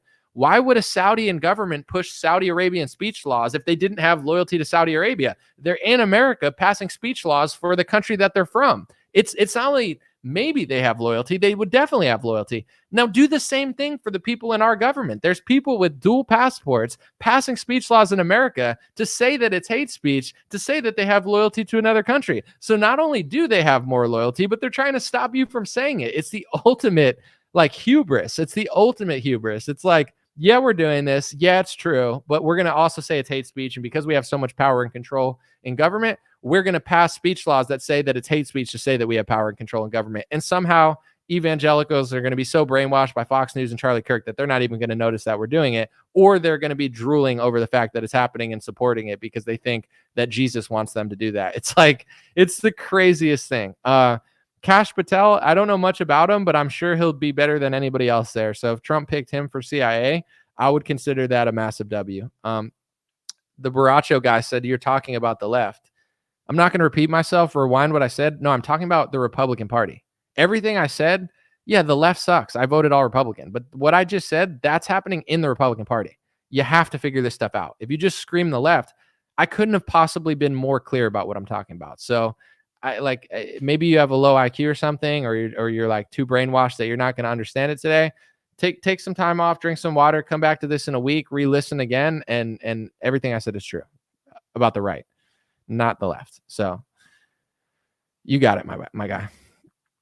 Why am I surprised? I'm not surprised. I'm just like the hubris of it. It's like pouring water on somebody's head and being like, hey, I just passed a speech law that says you can't say people of my ethnicity and religion pour water on your head. It's hate speech. It's blood libel. And then they pour it on your head and you're like, hey, stop. And they're like, what do you mean stop? What do you mean stop? You remind me of history. That's so hateful. Oh my gosh, we got to pass more law. Like, it's the ultimate hubris. I'm not surprised. It's just like the level of hubris and deception is like mind blowing. It's like, I don't care if you like another country. I get why. It makes sense to me. Like, it, like, I don't care. Why would I care? I don't tell people who to like or who to support. But in my country, you're going to pass a speech law to say that I can't say that you support the country that you support. That's kind of crazy. No, you don't see a problem with that. It's everybody else, right? It's everybody else who notices that you're doing it. They're the problem, right? Yeah. They're so right. It's like, you got to be pretty dumb to not understand it at this point, but dude, I'm laughing at Twitter right now because like everyone, see, I'm pretty calm about it because like I expected this, I knew what to expect. People are like, no, Rubio, no. And it's like, that's what's gonna happen. Let's see. It's gonna be what it's gonna be. Trump's going to do what he wants to do with foreign policy, and I don't think anybody's opinion is going to stop him there. Maybe you might be able to get him to flip on a certain topic if he's super wrong, but he has an idea of what he's going to do, and Marco Rubio is going to carry out that idea. So I don't, I'm not thrilled about it. I'm all for people that are saying no, but yeah, I guess my expectations were pretty low. I just want like 30% of the cabinet to be awesome. If 30% of the cabinet's awesome, then I'm cool. I mean, it's not ideal, but I'm not living in fake reality. Epic rap I made. Thank you, Blue Sky. Check out 9mm if you guys haven't. My new rap song. Thank you for the super chat and the promotion. Thank you, brother. Someone said I'm a collaborator. I'm a realist. I'm not expecting Willy Wonka to descend from like a flying glass thing and save the country. Like, I want 30% of the cabinet to not suck. Is that too much to ask for? Probably. It's probably going to be like 10% of the cabinet, but in due time, the country gets what it's ready for. I guess we're just not there yet, but we'll see. It's going to be interesting because barring anything crazy, like no more like all over the place, focus on his administration and double task. Realize that liberals are wrong and dumb, but also, focus on the task at hand. That's what's going to change stuff. Do the Trump eating the ballots impersonation. Listen, I'm not racist, okay? I like every race. I like Chinese food. I like Chinese people because they buy my buildings. I eat their food. General Tso was a good general. He was really smart, really strong. He made really good chicken with really good ingredients. But we have to send the Haitians back, okay? They're eating the ballots. They're eating the cats. They're eating the dogs. They're eating the votes. They're eating votes, okay, folks? They're eating votes. We gotta keep the good ones, but send the ones back that are eating your pets and eating your ballots because it's just completely unacceptable. I mean, Kerry Lake would have won by a landslide, but the Haitians and the Haitian cartel ate all the ballots, and we can't have that in Arizona, okay? So we got to send them back. Speaking of Haiti, bro, someone got shot on a Spirit Airlines to Haiti. I don't know if they got shot in the air or they got shot when they landed, but then they flew away. I don't know how it happened, but like Haitians are out here literally like shooting Spirit Airlines from Fort Lauderdale. I read that story and I was like, oh my gosh, dude, imagine like there's so many places I want to travel. It's like, yo, do you want to go to Europe? Yeah. Do you want to go to Italy? Oh yeah. Do you want to check out Croatia? Sure. Do you want to check out Tokyo? Absolutely. Do you want to fly on a Spirit Airlines to Haiti? No, I'd rather be like waterboarded by Marco Rubio because I had information or something. It's like that. The last thing, the last place I would want to go would be Haiti on a Spirit Airlines. And then some flight attendant got shot. I don't know. You look up the story. I'm not going to do it for you. What do you think? This is a news show where I do the reporting for you? I'm just kidding. I don't know if she got shot on the ground or in the air, but there's like gang things going off. And it's just like, imagine a Spirit Airlines to Haiti. Yikes. That just sounds like a nightmare. But, it's no offense to Spirit Airlines, okay? I just rather fly on Air Force One. It's more comfortable. It's more cozy. I have Mexican bowls that I eat because I love Mexicans. So I eat Chipotle because, I respect their culture. So sometimes I have Taco Bell, Doritos Locos Nacho, and I hire Mexicans. So I can't be racist. Checks out to me. I mean, I don't know what all the fuss is about. This guy eats Taco Bell. Like how could he be racist? It doesn't even make sense. He said General Tso was a good general. He was one of the best Chinese generals because, he was all about just cooking delicious chicken. And, how could you be racist when you like General Tso's chicken? You can't. It's not possible. Everybody that likes General Tso's chicken, the racism flows out of them from all the MSG in the food. It just, just like you're hungry again in 30 minutes, you forget what racism was. You're like, damn, dude, I hated that country before, but now I think I want to move there. Someone said, do I think that Senate Majority Leader, who do I think is going to get the seat? Probably Thune or Cornyn. I don't know. It looks like they have more votes. I can't see which one has more votes, but I think Rick Scott seems to be the best choice, but that's probably not going to happen because then that would mean the Republicans work for us and not the donors. So we'll see. I mean, the fun part's over, and now the sneaky part happens. Let me see. North Dakota GOP Senator Kevin Cramer has announced that he's voting for John Thune. It's funny because all the old school Republicans that are voting for Thune and Cornyn, they all have like this weird look to them. Like, they all kind of look like Mike Pence.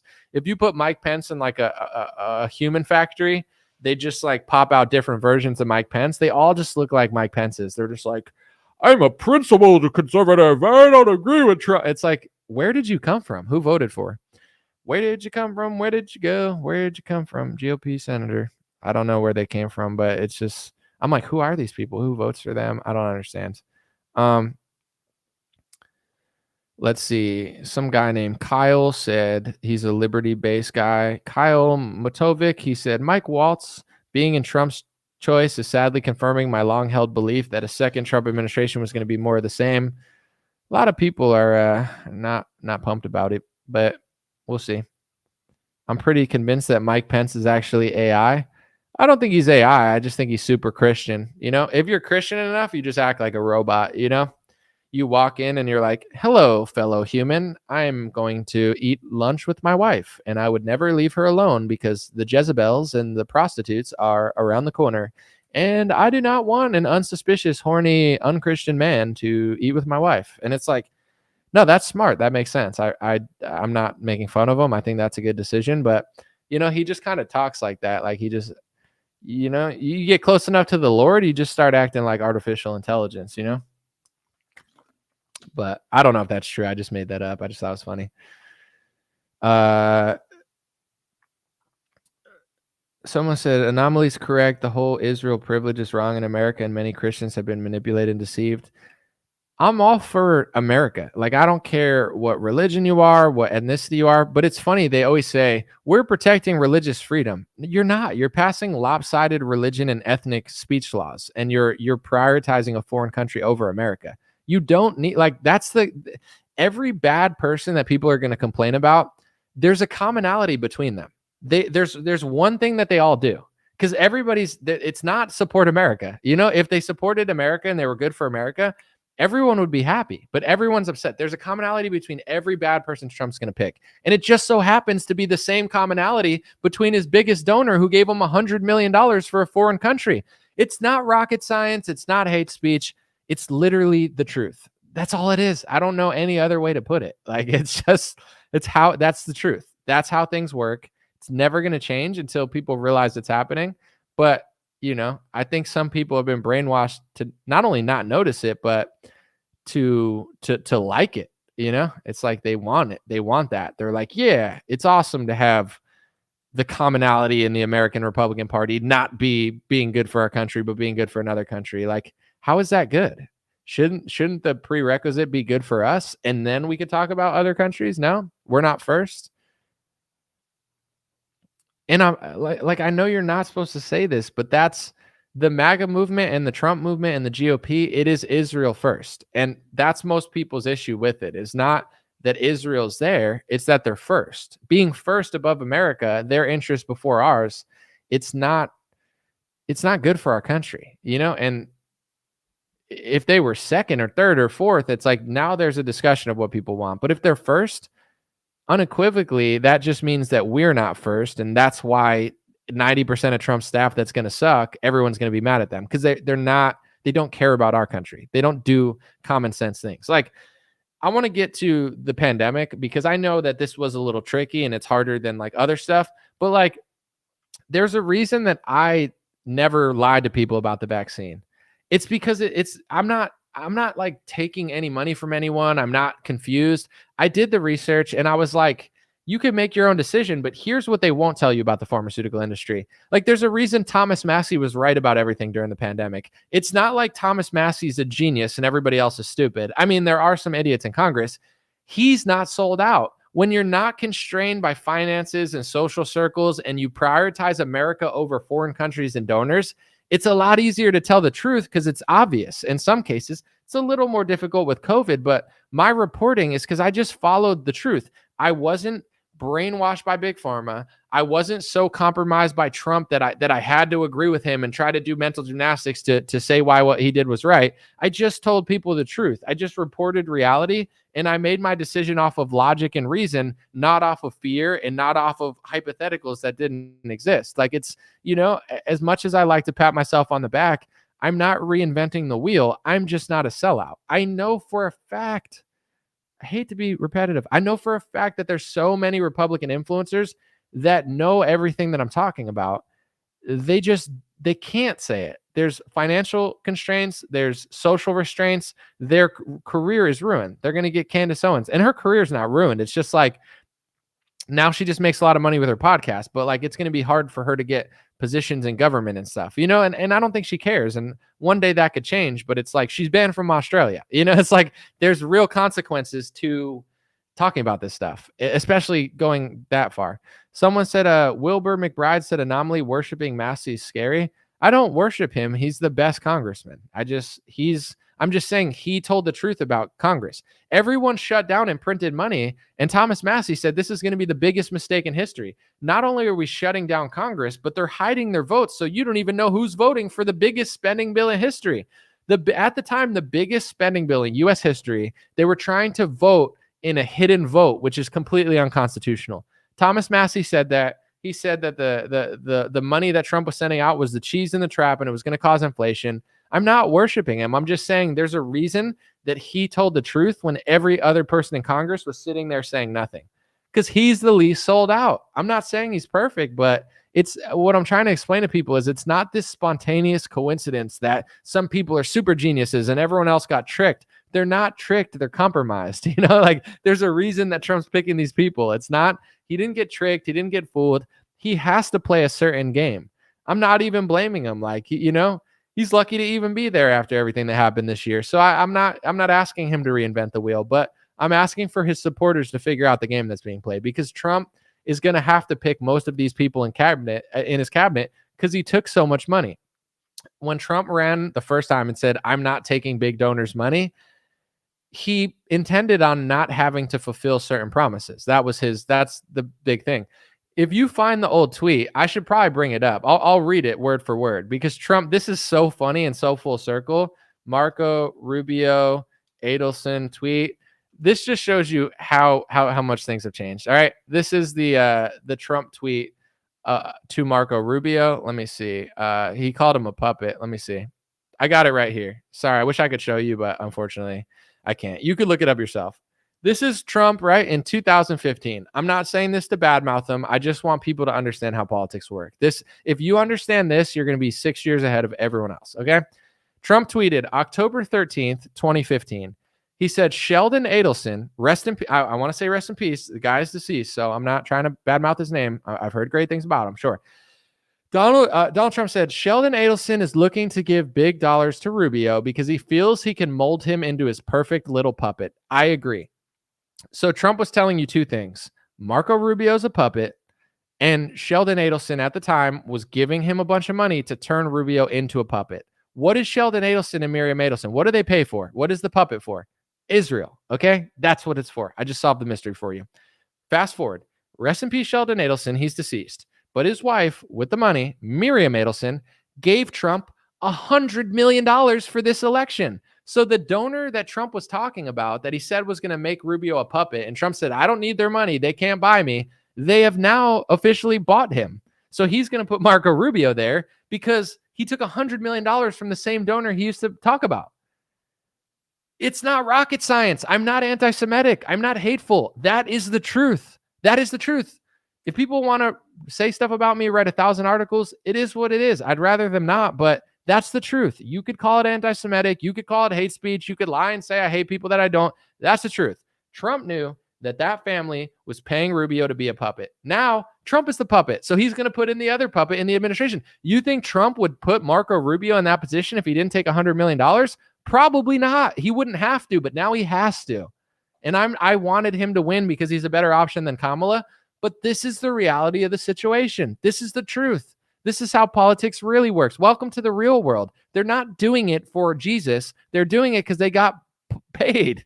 You know what I'm saying? If the money stopped flowing and the money came from Saudi Arabia, they'd do it for Saudi Arabia. If the money came from China, they'd probably do it from China. There's some politicians that do. That's why they're doing it. They don't just mysteriously rush vaccines for the pharmaceutical industry. They get paid off to do it. It's a big game. So, none of this stuff is surprising. The real reality of this will change when enough people wake up to what's going on and they say, hey, serve America, not that. Serve America, not your donors. That's when it's going to change, right? Until then, it's never going to change. And there's a lot of people that never will tell you that. I'm not trying to compare and compete, but Charlie Kirk won't tell you this. Ben Shapiro won't tell you this. Jordan Peterson certainly will not tell you this. Steven Crowder will not tell you this. Why? Why will they not tell you that the donor that Trump said was going to turn Marco Rubio into a perfect puppet gave Trump $100 million and now he's hiring Marco Rubio? Why won't they tell you that? Because they're running in those same circles. they're benefiting off that ecosystem. The same way the people who are voting for Thune are going to vote for Thune because they benefit off his ecosystem for some weird reasons that I don't understand because I'm not in Senate. It's the same thing. But it is what it is, it is what it is. It's just the way things work. So I don't know, there's only so much I could really say or do about it. So I'm just going to sit here and speak the truth. That's all I can do. And when people are ready to figure it out, they will. And when they're not, they won't. We'll see what happens. He's still better than Kamala. He made some good choices, but it's not a giant mystery that he's hiring these people. It's not because he thinks they're the best. It's not because he's not sold out. He sold out last time and he's selling out this time. But even a sold out version of Trump is better than Kamala. So it is what it is. I'm glad he won. It's not going to rain on my parade, but will people start being upset? I think so. Is it different this time? I think so. Am I optimistic? Absolutely. Is it globalism? There's different levels to what's going on. Everything's not black and white, but in some ways it is globalism, but in other ways there's different agendas. Like there's climate Paris agendas, there's globalist weird liberal agendas. There's layers to the game that's going on. And then there's ways that certain groups actually disagree. And like you could look at two groups that disagree and be like, which one's on my team, and they might not both be on your team. Someone said, yeah, you'll regret this soon. Regret what? Saying this or voting for Trump? Which one?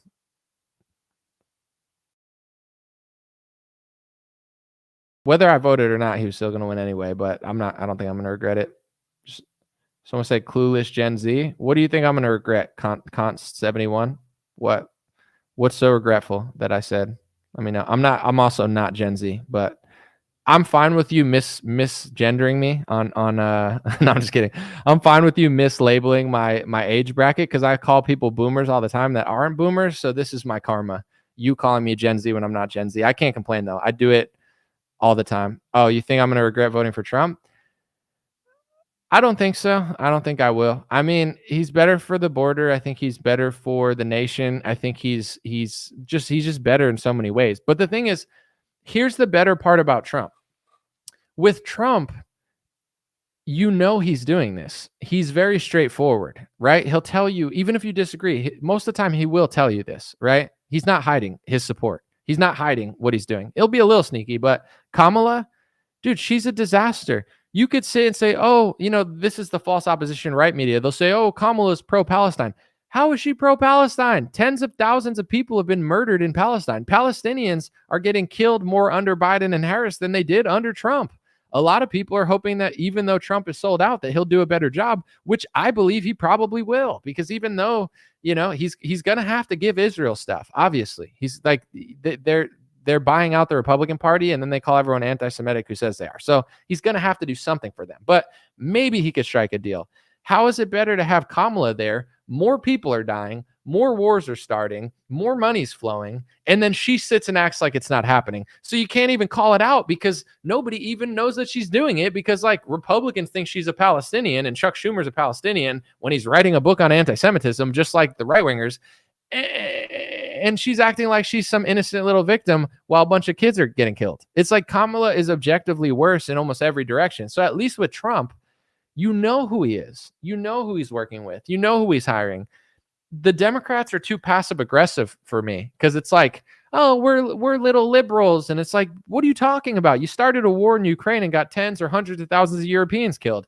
You escalated a war, or supporting the escalation of a war where tens of thousands of people are dying, and thousands of people died in Israel. And obviously, if you ever question that event ever, your life is going to be ruined, because Charlie Kirk said something one time about the border security. He never said it again, because it's probably a hill you don't want to climb up, because with those people, you did not talk about what they say. Everything they say is true, 100% accurate, and you're just hateful if you ever question them, because they need special carve-outs to say that you're hateful for questioning them. So you don't do that.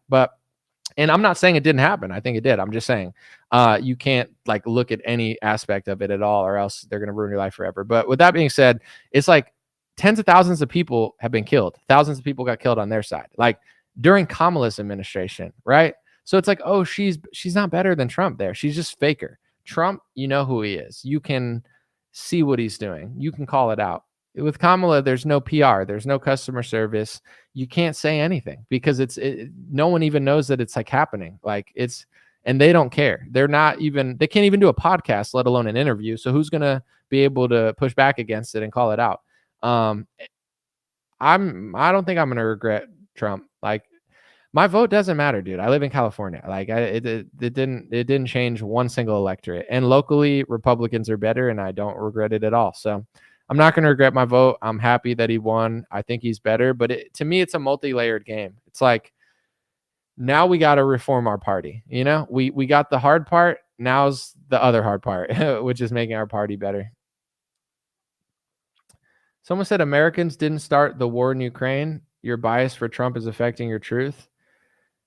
Here's all I'm going to say, because Russia deserves, blame as well. Imagine if China, this is the easiest example. Imagine if China was funneling weapons to Mexico, telling them to attack us. And they were flying over there saying, let's go, let's fight, let's fight, let's fight. That's what America was doing in 2014 with Amy Klobuchar, Amy Klondike Bar, Lindsey totally straight Graham, totally not gay Graham, and all these other war hawks. They were flying to Ukraine in 2014, talking about giving them Javelin missiles and how, eventually they're going to be able to, fight or whatever. Like, do we deserve no credit for that? Like that. And then Democrats are so weak that the war just breaks out because Russia doesn't fear them. Like, they probably fear Trump a little bit because Trump's a little more, strong and ruthless. I think Democrats deserve the blame for the war in Ukraine. And I think that, America deserves at least equal blame. I'm not saying to blame us more, but like, do you really believe this narrative that Ukraine's just this innocent little victim that was just sitting there and then like Russia invaded and now they want to hurt everybody in Europe? Like, come on, bro. You gotta be dumb to believe that. And with that being said, they don't even report on Ukraine anymore, but even mainstream media would say Ukraine's one of the most corrupt countries in the world, this and that. And it's like the amount of money we've sent to them, God knows where it's going. I'm not like a Russia fanatic or anything. It's just like, two wars started on their watch, Ukraine and then the Israel-Palestine stuff. So we'll see what happens, but Democrats are objectively just worse at almost everything. So Trump's role is to demonize nationalism so the right wing can be persuaded to accept globalism. How is he demonizing nationalism though? I don't see it. Me personally, I would say that if anything, Trump's role is to convince nationalists that Zionism is nationalism. Zionism is nationalism for Israel. So most of the Republicans, they tell you can't be an American nationalist unless you funnel all your money, not all your money, but if funnel money and speech laws to the foreign country and you elect all these people who serve a foreign country over our country. That's more his role, in my opinion. He's not demonizing nationalism, but he's pushing forward nationalism that is basically conflating nationalism for a foreign country with nationalism for America. I don't think any country needs to have nationalism for another country because then it's not nationalism. It's your nation. I'm not asking for isolationism, but every negotiation needs to be fair. And if we're getting the short end of the stick, I think people should be allowed to talk about it. I would say the same thing. If Israel passed speech laws where you couldn't criticize America, I would say America's infiltrating your country and you're losing your sovereignty because America is getting your politicians to pass speech laws against your people for a foreign country. I would say the same thing for Israelis. Like, you would not want speech laws that stop you from criticizing America. Unless you are America, then we're the same country or whatever. But so it's the same thing with America. I think the same. It has nothing to do with not liking another country or whatever. It's like we are losing our sovereignty, and Republicans, for the donor class and for the people that control them, are trying to essentially conflate the two. And, I don't even know if I want to get into all this stuff, but when you get to the people that everyone talked about that's like compromising politicians and et cetera, it's like there's something with that too. If you ever notice that you're going to get smeared in the press where it's like, I don't even want to talk about it, but it's like, let's just say they were both Chinese or they were both Saudi Arabian and they were compromising American politicians. How many people would say, are they working for China? Are they working for Saudi Arabia? I'm not saying they would, but like people would say that for sure. But when it comes to other people that are compromising American politicians and it's now open you get smeared by the American press or foreign press if you suggest that maybe possibly they were working for another country. It's a little weird, it's a little odd. It's like, not saying that that's the truth, but it's like you combine all these things. It's like, why in my own country am I getting smeared by conservative press for saying that mega donors that Trump used to call out are giving money to politicians in order to get foreign policy done for a foreign country? It's not a conspiracy theory. That's not hate speech. It's literally the obvious truth that Trump himself was saying in 2015. It's not, it's so obviously true that all you have to do is listen to speeches from the donor and they'll tell you. You could read the media, and the media says that. They report on it. She wants the West Bank. She wants Trump to do things for Israel. Trump even said it on stage, but I can't say it as an American citizen or else I get deemed hateful.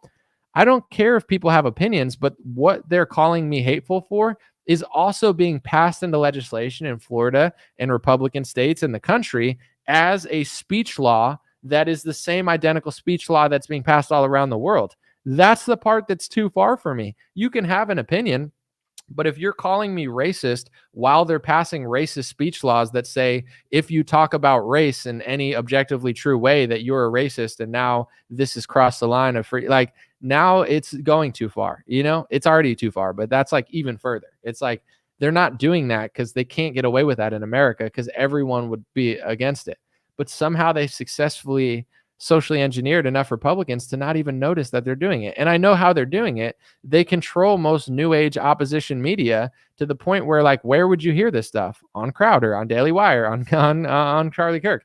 That's where you'd hear this stuff, but they don't talk about it because this is the third rail for them as well. Like, they don't want to go there for whatever reason. I don't play the UFC game on Xbox, but someone said, Anomaly, you're not hateful. Thank you. I know. Do I ever listen to Judge Napolitano's guests? I don't, but should I?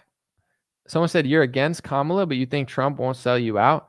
I just told people I don't have high expectations. He's going to do better at the border, and I hope he does a good job. I want to give him another shot to see what he could do. It's like, say he does, like, I'll tell you this, okay? For the people that disagree with me, if Trump does something as crazy and terrible as a COVID lockdown again, I will apologize. I will admit I was wrong.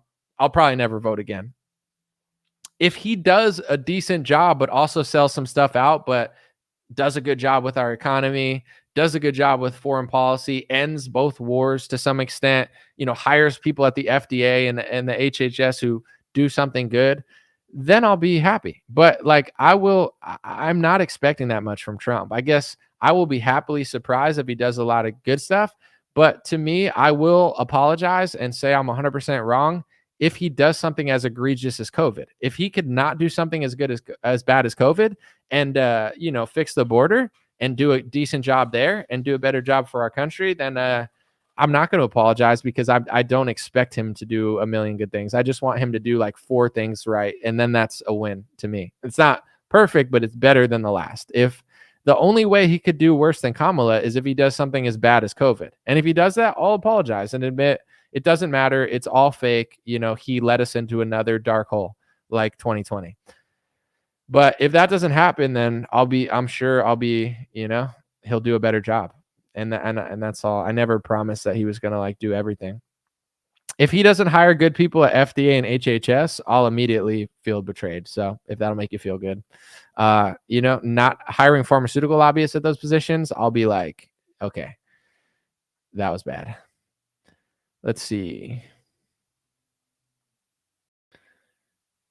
President-elect Donald Trump picked Lee Zeldin. I know that. I'm trying to read. Someone said, Rubio's Cuban Liz Cheney. You ain't draining squat with this. It's going to be interesting to see MAGA push back against this stuff. Here's what I will say to some truthers that don't like Trump or whatever. You don't want to be the person that's like, ha, I told you so, nah, poo.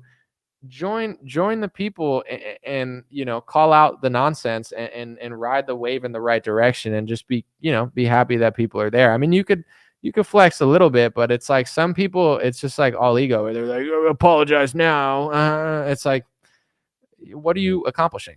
Don't you want MAGA to wake up to the reality of the situation? Why would you be like be like, no, what, like they're going to realize that Trump is not hiring as many people as they wanted. And, they're going to start to push back, and that's a good thing. I don't get what people are going for. You want me to apologize now? No. If he does the border properly, that alone saves America like 20 to 30 years of massive, massive problems. And here's one thing that I think people underestimate too. You feel like something's a big problem until a bigger problem happens. Like the Women's March was such a problem and everyone was freaking out. And then COVID happened. And then COVID was a huge problem. And then the George Floyd riots happened. It's like, it could always be better, but it could always be worse. So it's like, there's 10 issues with America happening simultaneously. It's like, if Trump does one of them properly and actually does the right thing, he could save us 20, 30 years of that issue. So then we could focus on these other issues and these other problems. Like, I'm not a doomer and a gloomer where it's like, you got to give them some credit. Like 4 more years of Kamala and Alejandro Mayorkas, like to me, this country was fried. Like we could not survive 4 more years of Alejandro Mayorkas. So if he could do the border, that's cool. I told people this 2 days ago. I tweeted actually yesterday. I said, I know he's not going to pick somebody I like at Secretary of State. I'm not thrilled about it, but it's like, I'm not delusional, dude. I don't live in this fantasy where he's like, he's going to pick JFK Jr. resurrected from the grave for Secretary of State. And then he's going to pick Vivek for, it's like, I knew he was not. Tulsi Gabbard, I knew he was going to pick somebody bad for Secretary of State. Of course, it doesn't mean it's okay, but it's like, this doesn't shock me. But I knew other people will be shocked, and I know they're going to push back against it. And I'm here for it. Not to say I told you so, but to be like, welcome, Patriots. Now we have to, reform our party. So it's all good. I'm not upset. I'm not angry. I'm not so shocked, Rubio, I felt like they'd get a sneakier person for that. Like, he's not very sneaky. Like, there's sneakier people to run Secretary of State that people wouldn't recognize. I guess I'm a little surprised that he's being that blatant with picking somebody that's a sellout. But it's like, it is what it is. It's his choice. Someone said Kamala was intentionally made to look horrible so Trump's presidency was guaranteed. Time will tell. We'll see. We will see. We will see what happens, and anything's possible. Someone said, stop kissing butt. If you support Trump, stand up. You can't say you're on the fence. I don't get what you're saying. You want me to stand up? Hold on. I'm standing up. I'm standing up for Trump. I'm standing up. I'm not sitting down, so that means I am loyal to the foil. I am a royal, loyal patriot. I bought so many gold coins from Trump that he gave me a little piece of his suit that he wore one day. What are you even saying? I voted for Trump. I'm not apologizing for it. I think it was the right decision. I'm standing by it. I will apologize if he does something as bad as COVID, because then that proves that it literally doesn't matter and we got set up again. But if he does some wins and some losses, I wouldn't be surprised. That's what I expect. I don't expect him to do that. Like, I expect him to do the border properly. I would like if he ended the war. He'll do some sneaky stuff, but if he ends the killing, that would be awesome.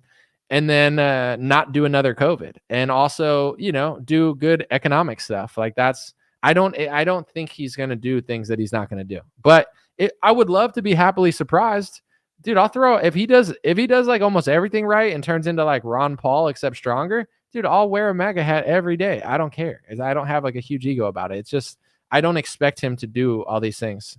Yeah, the oil, he's going to do a good job with the oil. That's another one. I think he's instantaneously going to be better. I'm standing by my vote. I'm not wavering. It's just, this is what I've always thought. I didn't go in thinking he's going to do everything. It's just like, he's better, Someone said you're standing by him, but you're not saying that much good about him. Bro, I don't care what people think, but it's like, I had truthers getting mad at me who don't vote. They said I'm a sellout because I voted for Trump. Now I'm not doing enough. It's like, did you ever think that I've been pretty consistent about it? And I'm just going, like, I'm not going to be as bullish on Trump in 2020 when he's shilling vaccines as I was in 2017 when I was giving him a chance to see what he would do. Like, it would be disingenuous and ridiculous for me to be as bullish of him then when I'm trying to do analysis and reporting. So I've been consistent. It's just like, that's the truth. And, you know, people wanted me to just completely abandon him in this election, but it's like, no, I've done my research. I see he's made some changes around him, but this is the moment. Like, if he doesn't, and I'm not saying he's not going to, because I think he has to, if he completely ignores RFK and picks crappy people for the FDA and HHS, that shows you that it was all a show and that he's just going to hire shitty people again. That's the real moment, because he's hired. Like, I knew he'd hire a neocon Zionist for Secretary of State.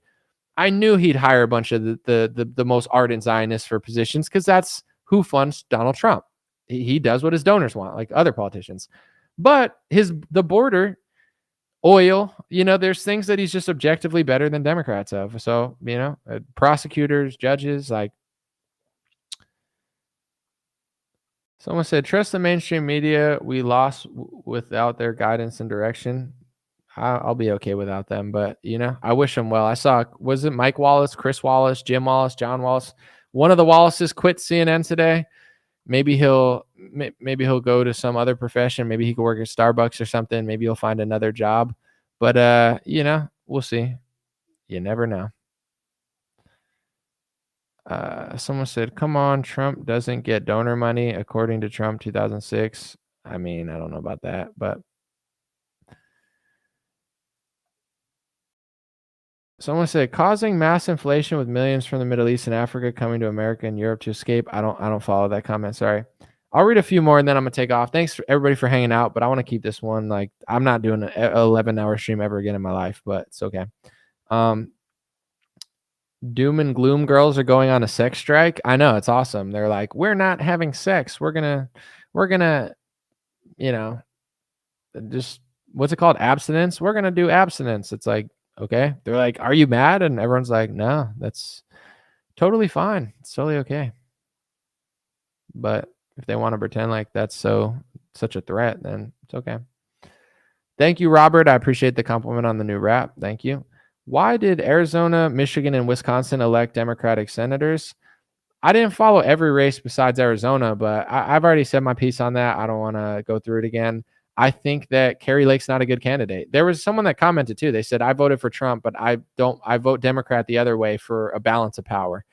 You know, it doesn't have to make sense to me or you, but some people, they vote different ways, you know, like no one wants to admit that, but it's like, why would they steal it for Kari Lake, but not for Trump? Like, it doesn't make sense. They didn't steal it. But at the same time, Arizona has shitty counting. So I think they deserve all the scrutiny they get. Until they count in one day, everyone has a right to hypothetical, you know, do a hypothetical on any situation because they're not counting properly. But I think these swing states, they're just built different. I don't know. They want a certain type of person. But Anomaly, my boomer mom showed me years ago, and she would love saying, hey, Lenora girl. Hey, Lenora girl. Thank you, Aurora. Thank you, Lenora girl. I appreciate you and your boomer mom. We like boomers. We like zoomers. We don't like doomers and gloomers, but we like Gen X, Gen Z, Gen Y, Gen Z, Gen A through F. We support all age groups, all genders, all races, all religion. It's a peaceful show. We support everyone all the time. Okay, now give us 50% of your tax dollars now that we're all together, you know? Give me your money. No, I'm just kidding. Thank you. Trump is the commander-in-chief of Bob Dylan. I don't even understand. What is that a joke? Is that a Bob Dylan joke? Because it went right over my head. But I don't know. We need to pray for Trump's safety. I think it's always nice to pray for anyone's safety. So if you want to do that, that's a nice act. Let's see if anything else is official before I leave. I'll try to get the news as it's coming in. It says Michael Tracy. He does a great job. He said Mike Waltz, the incoming national security advisor, worked for Donald Rumsfeld and Dick Cheney. Remember, like a week ago, when everybody was absolutely convinced there would be some giant ideological chasm between the Trump and the Cheneys. It's so funny, the people that Trump picked already. Like, the border guy seems pretty epic, but everybody else is like kind of like leftover bushy boys and bushy girls. Here's I'm going to read old Trump tweets about Marco Rubio. This is him from 2015. Marco Rubio is a total lightweight who I wouldn't hire to run one of my smaller companies, a highly overrated politician. He might hear all the Marco Rubio backlash and just pick a sneakier version of Marco Rubio that nobody understands. I bet Marco Rubio is like home right now. He's like, please, please, please, you know? And then probably Don Jr. is like, yo, don't pick Marco Rubio. Everybody's laughing at you. Like, dude, I can't imagine. It's kind of funny. I mean, you know, you got to just make the most of it. I'm not going to sit and cry. I kind of expected this. Someone said 50 Shades of Shaniqua. I don't know what you meant by that, but it sounds racist. I'm going to report you to the, I don't know, the Anti-Defamation League, but the black version, if there is a black version. I don't know. I'm disgusted by your hate speech. I need to pass a law to make this more like Europe so no one can make a Shaniqua joke, even though I'm not, once again, sure what you meant by that. Anyway, you know, we'll get there. Where we at? Marco Rubio, he's a total lightweight, very light, weighs not that much. Marco Rubio, he's so light, I could hit him like a golf ball and he'd go in the hole. I'd get a hole-in-one with Marco Rubio, and then I'd take Marco Rubio out of the hole like he was a little ball, and I'd say, thank you for the hole-in-one, Marco, but you're lightweight, you're small. I have a fast clubhead swing. My clubhead swing is so fast, so strong. Yours is so small. You might as well play mini golf. Mini golf Marco, that's what I call him, mini golf. He's not good at real golf. He's a mini man, and he plays mini golf with Dick Cheney. Actually, wait, I got $100 million from his donor. I'll hire him. Whoops. MAGA won't figure it out, or they will, but it's okay. We don't know. Only time will tell. That was terrible. The NAACP is where we report issues regarding Shaniqua jokes. Thank you. We need some top snitches in here. I'm going to call up the NAACP. Is W.E.B. Du Bois? No, he's long deceased. Let me see. Who's the president of the NAACP? The president is Derek Johnson. Okay, Derek, he looks like he's ready for business. He's got one of these poses. Derek, you know, he's just like, I'm snitching on everybody out here. It's like, all right, dude. It's just a YouTube joke, but dude, I'll call Al Sharpton on you in a second, bro. I don't care. He'll come up and it'll be like, he just pops up out of nowhere. He's like, I need money for this tragedy. And you're like, okay, if you do, then you do.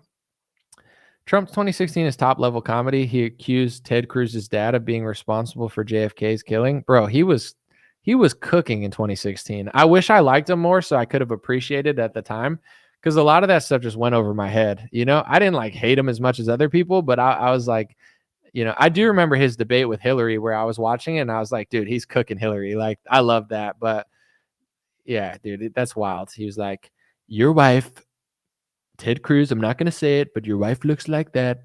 And your dad killed JFK Jr. I'm just saying. And you're like, dude, this is crazy. It's like, yeah, it got wild. You think he'll release the JFK files? That would be epic. It's probably going to be redacted, but I wonder what those say. I wonder if he'll release them. I don't think he will, but I think he'll pardon Ross Ulbright. I think he'll do that.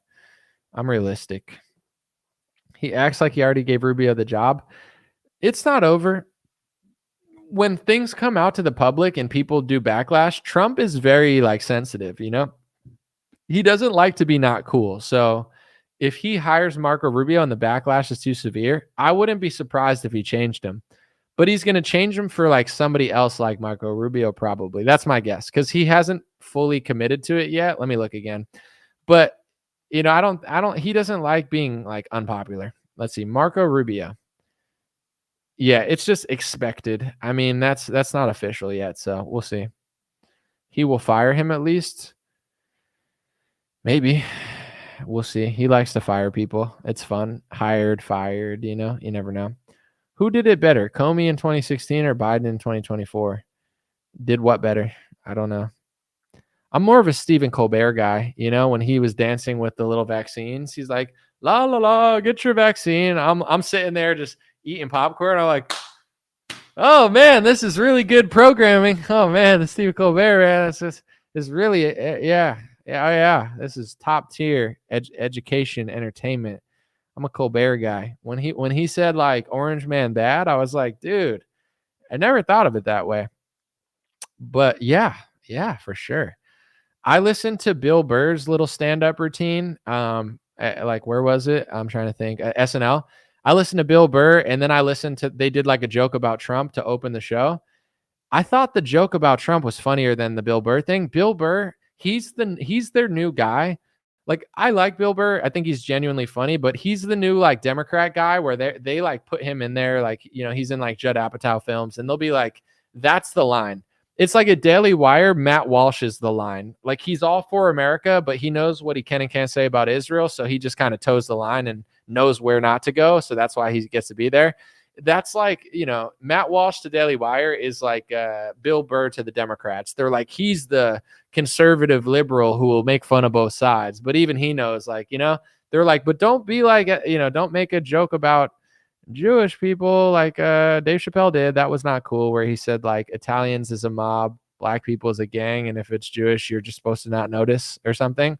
Like that was like a edgy joke, you know, and Dave Chappelle will probably never get to be there again.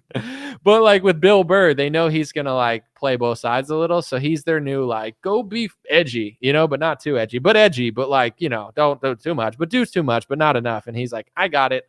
He has like a liberal wife who probably yells at him. So he knows how to like toe the line already just from the household. But yeah, I thought he had moments, because I think Bill Burr is one of the funniest people to me. But his Trump monologue was really underwhelming. Like I didn't think it was that funny.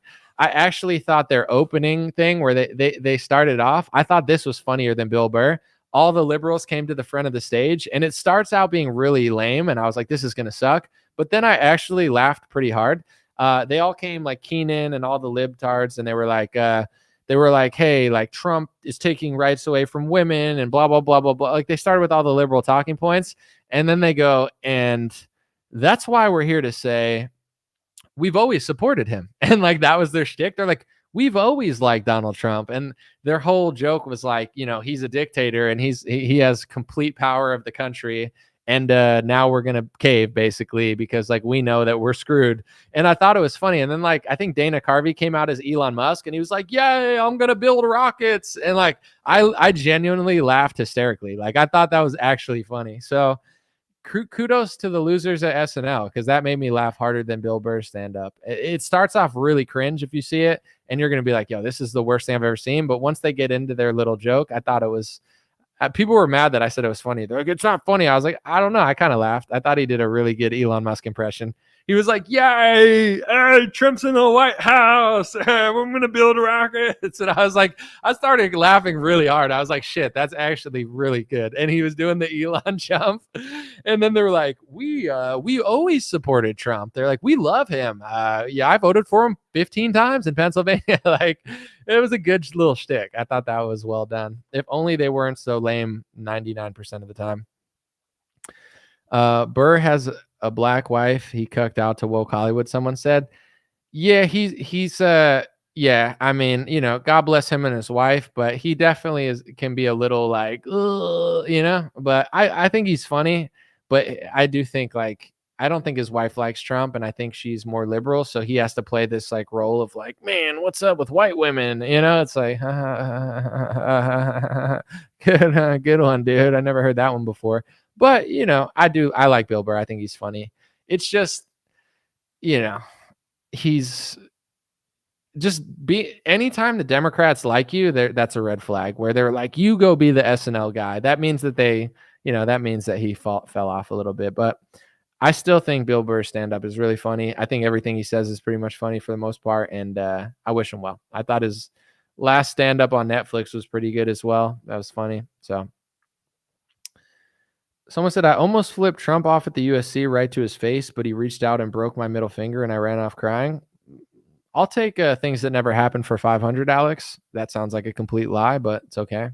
Just making up shit out here. You're like, dude, I flicked Trump off and he broke my finger and he threw it at John Jones's face. And then John Jones submitted George St. Pierre in front of me. And then I was bleeding out, but then I grew a sixth finger. And you're like, yeah, I'm pretty sure that never happened, but it's okay. Dana Carvey. No, his Elon impression was good. I thought it was funny for sure. It was well done. How do I feel about Callie and Casey Means? I got to like get up on their podcast, but from what I've seen, They seem pretty legit, and they would be a massive improvement. People like that, I hope that they're the ones picking the FDA and HHS. I just don't know if Trump will allow it. It's going to be interesting, dude. Trump is so much more interesting than Kamala. When Kamala wins, it's just a dark cloud. Nothing matters. There's nothing to complain about because they're not going to listen anyway. And there's basically like no hope. And she's just going to screw everything up. And you just got to enjoy your life and do what you do best because Kamala's not going to do anything good for this country. When it comes to Trump, like now it becomes interesting. Like not only is he better for all sides of media, but it's not random. It's because like he's just the arc of Trump is interesting. Like even outside of like the glitz and the glamour of what the left and the right are doing, it is interesting. It's like, who's he going to pick? Is he going to give us what we want? Is he going to slap us in the face again? It's an interesting rollout. And I feel like he has to put a good person at HHS or FDA. He has to. If he doesn't, he's going to look really dumb and fake, and millions of people are going to be pissed off. So, you know, I'm not super pessimistic about it because either way, if he doesn't do it, people will get upset and annoyed. But if he does do it, then it's like, sweet, we actually got something done. That's exciting, you know? So we'll see. Someone said, can anyone here disagree that Bill Burr savagely mocks all group of people? I think he's funny. I don't complain. I think he's good at mocking liberals too. I just think his monologue was not that funny. Like his last stand-up was funny, but his monologue wasn't funny. So like there was one or two parts that were really funny, but the rest of it was just, it was a little too safe, you know? But yeah, dude, Bill Burr is funny. I just, yeah, sometimes he'll just be like a little libby, but then he'll talk the other side too. I don't know. I like Bill Burr. It's just monologue was like a 5 out of 10. Not his best. Someone said fight. Let's relax. Trump's like fight. It's like, where are we going? He's like, no, just buy my NFTs and I'll give you a little patch from my where are we fighting? He's like, just sit in your chair, fight, type it on Twitter, and then buy 15 NFTs. And if you buy $5,000 worth of NFTs, I'll give you a little patch. And then I'm gonna hire Marco Rubio. You're like, damn it. You're like, that's not what I'm just kidding. He'll do something good, maybe. But Trump should get an anomaly the position of policy analyst.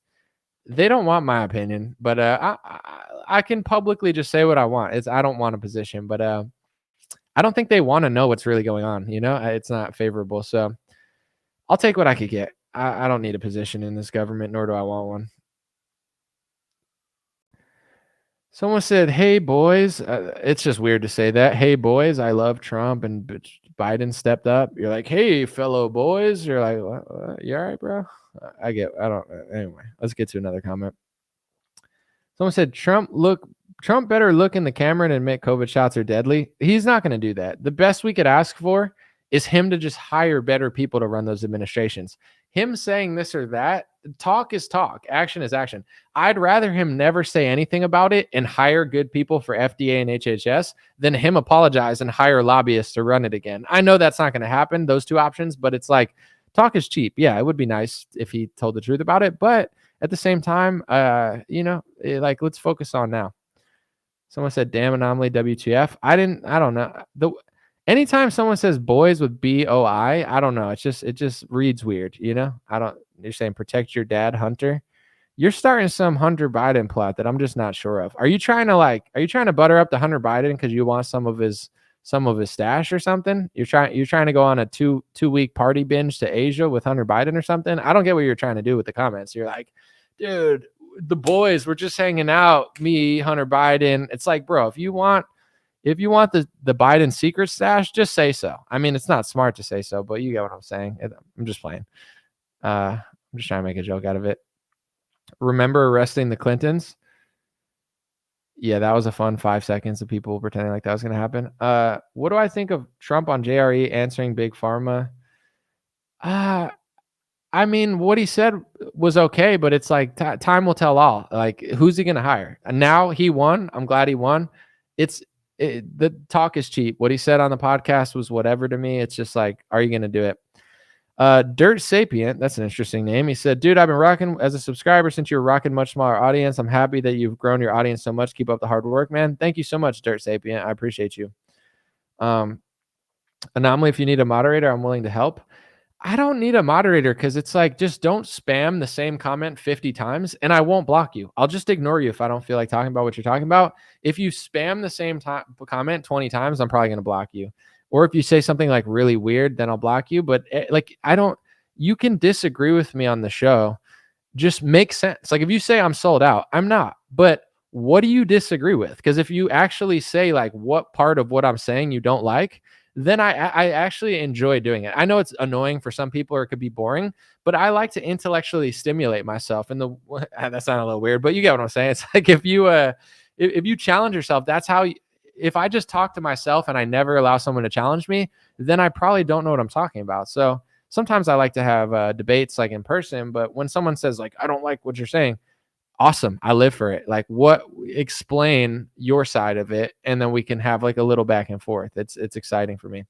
Why do I hate Ramaswamy? I do not hate Vivek Ramaswamy. I said he's talented. I think he's smart. I think he deserves a spot. I just don't resonate with how he says what he says. Like it doesn't come across as real to me. It's like, let me give you an example. I like a lot of things about Ron DeSantis. Some things I don't, but I think he's a great governor for the most part.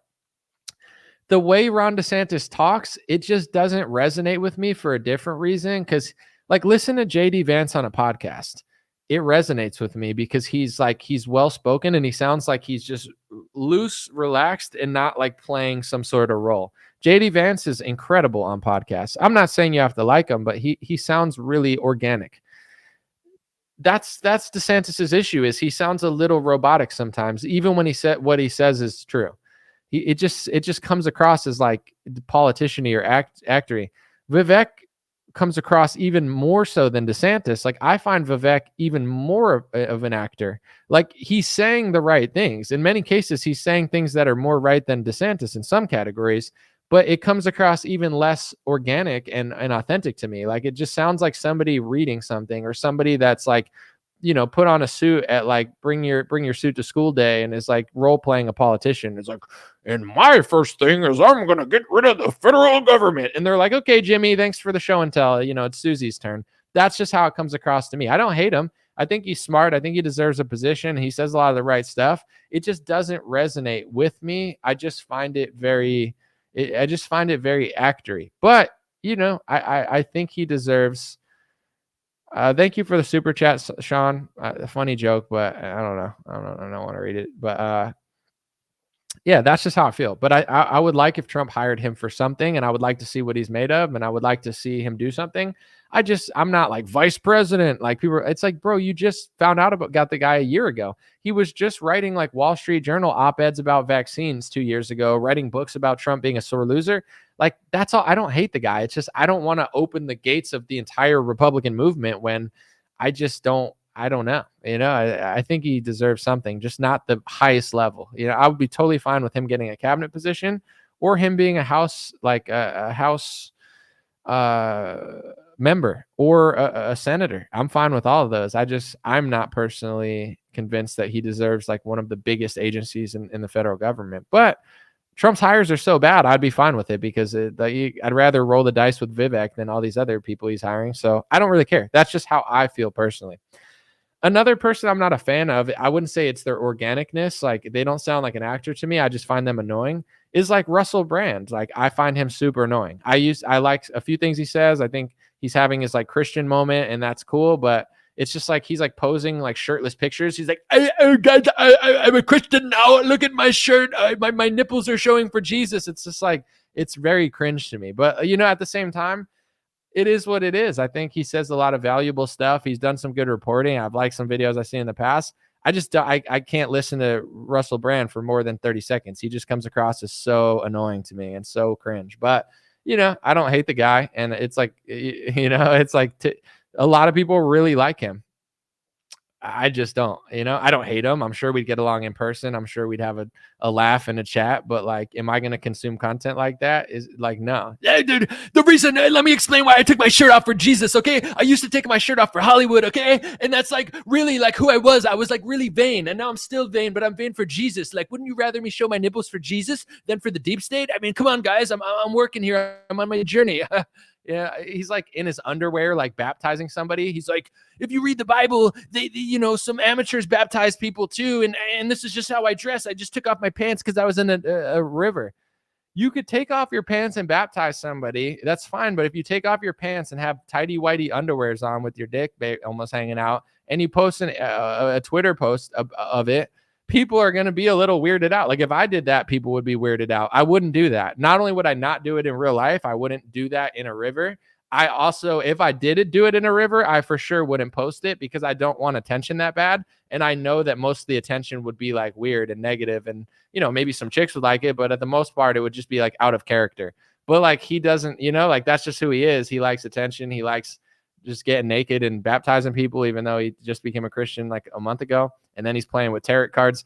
I like the guy. I just find him really goofy and like hard to take seriously, but I don't spend much time talking about him because I'm not trying to come across as a hater, but it is fun. Like the things he does are just kind of like funny to me. Like I'm just like, I don't know. But this is the wild thing is like everyone likes something else where like he's got a British accent. He's intelligent. So he's fun to listen to. British people have a cool way of speaking. So, he comes across very eloquent and mesmerizing to a lot of people. So I get why he has like a huge audience. I would not, I can't do it personally, but like different strokes for different folks. I'm not out here trying to hate. That's just how I feel.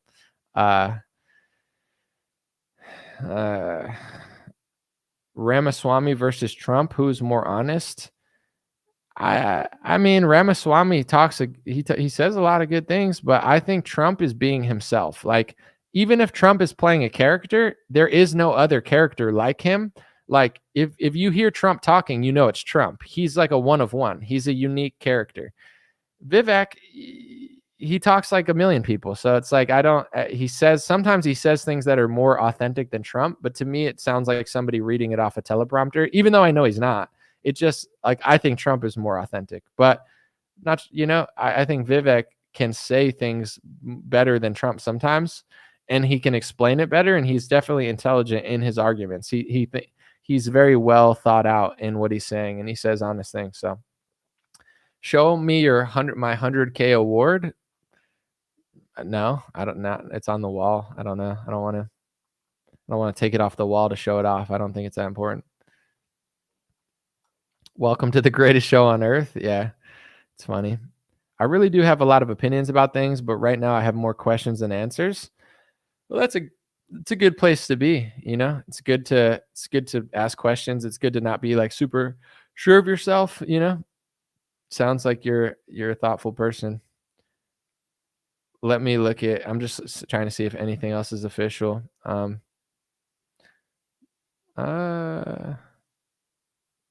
Yeah, everybody's just complaining about Marco Rubio. That's going to be the trend for a day or two.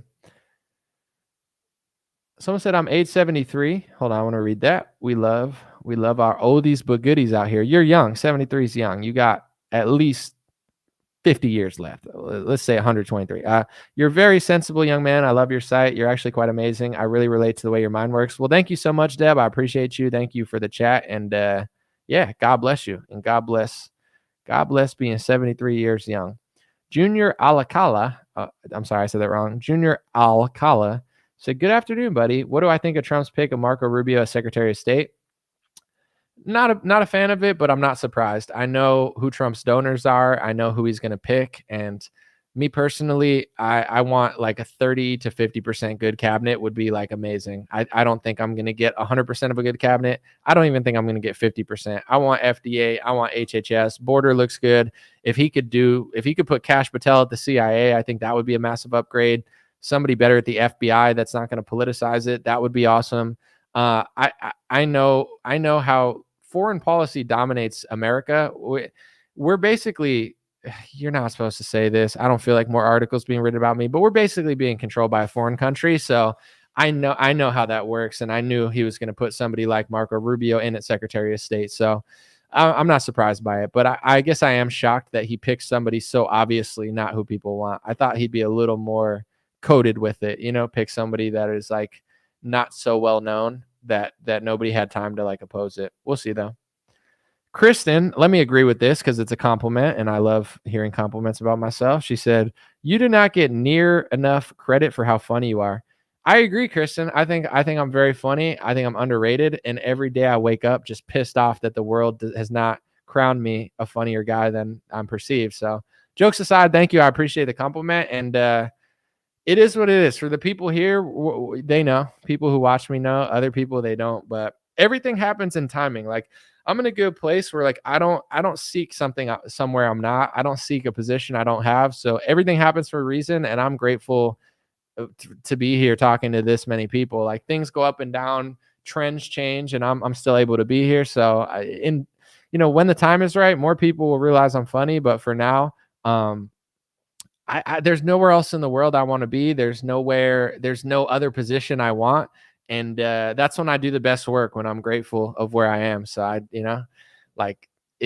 to me, I worked so hard my whole life too, like to get where I'm at, that there was a time where no one cared. So it's like, to be able to do this for 6 years and have an audience and still get millions of views a week, I'm living a dream, and I just need to keep delivering. So, it's like, I've seen it both ways. I've had more viewers. I've had less viewers. I've seen it all. I'm a libertarian, said Ahu.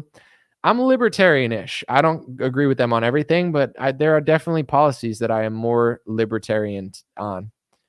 Someone said Vivek seems programmed like a computer.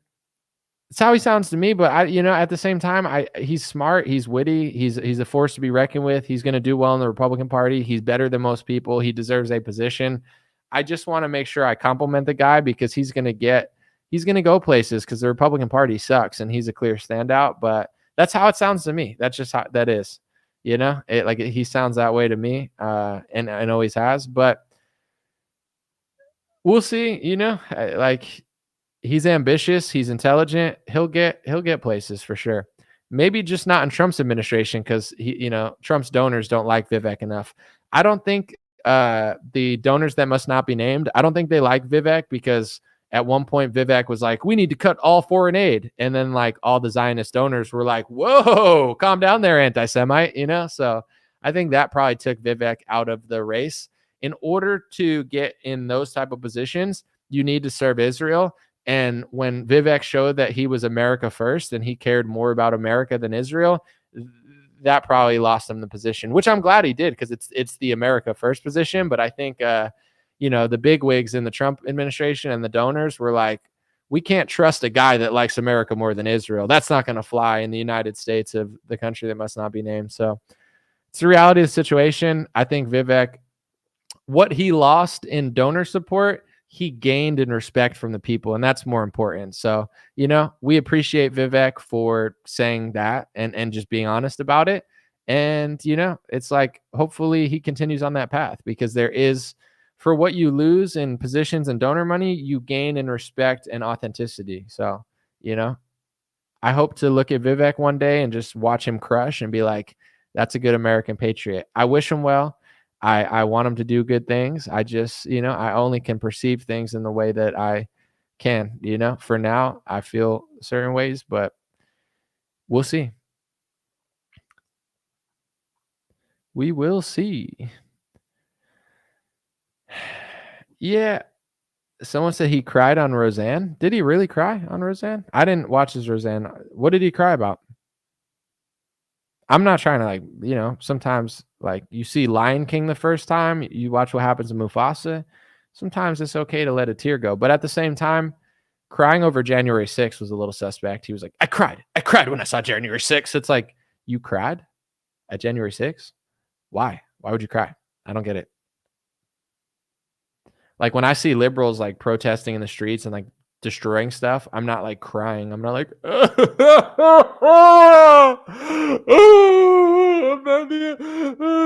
the riots, the fear, the horror, the America I grew up. It's like, I'm a man. I'm just like, that sucks. I'm not like crying, but I guess he cried during January 6th, or he didn't cry and he lied, but it's whatever. I mean, everyone's different. I was like watching all that unfold and I was like, damn, that's crazy. And I kept thinking to myself too, when it was all going down, like, and this is not to justify anything, but they locked people in their houses for a year. Like the government, they lock people in their houses, and then they're like, here, liberals, go do the George Floyd thing. And then they burn everything down. It's like, maybe you guys shouldn't lock people down for 3 months. I'm certainly not justifying that, but it's like, I was just like, dang, this is crazy. Like, you know, it's just like, I was like, I can't believe that's happening. But at the same time, it's like, this whole year's been ridiculous. Like, I'm wearing a mask on a freaking airplane, and like, you know, the weird times. I don't miss them. But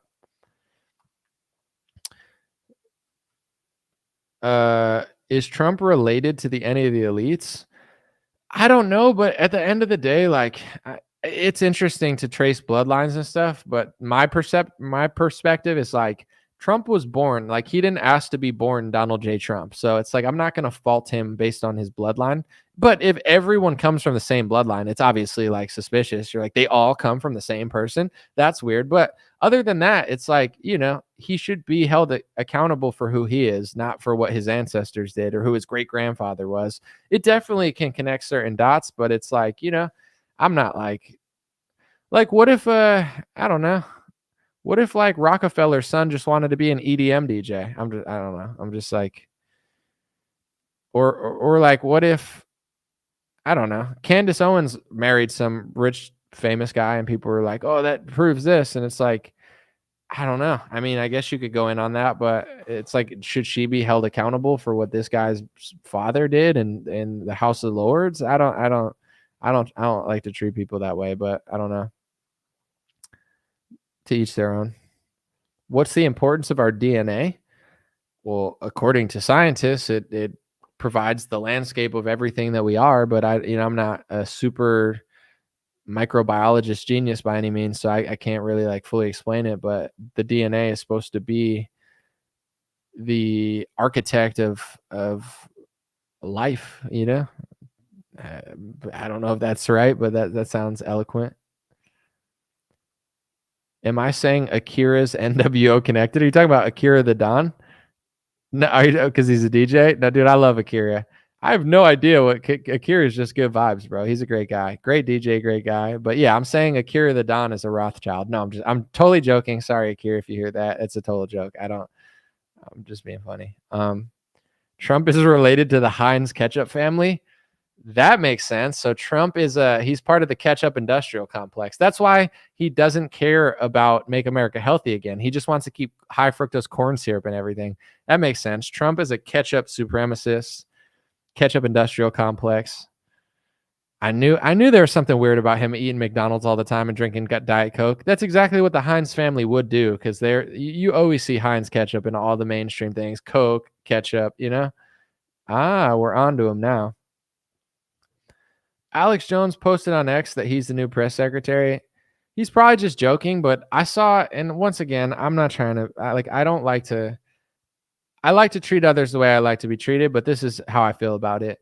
Alex, he does too much, man. Like, he tweeted the other day and he's like, Trump, they're going to try to assassinate Trump and put Kamala in, blah, blah, blah. It's like, so if Trump is still in office in January 20th, is Alex Jones going to apologize for raising everybody's stress and blood pressure and acting like a psychopath? Like, is he going to apologize if Trump's in office and Kamala Harris never gets no, he's not.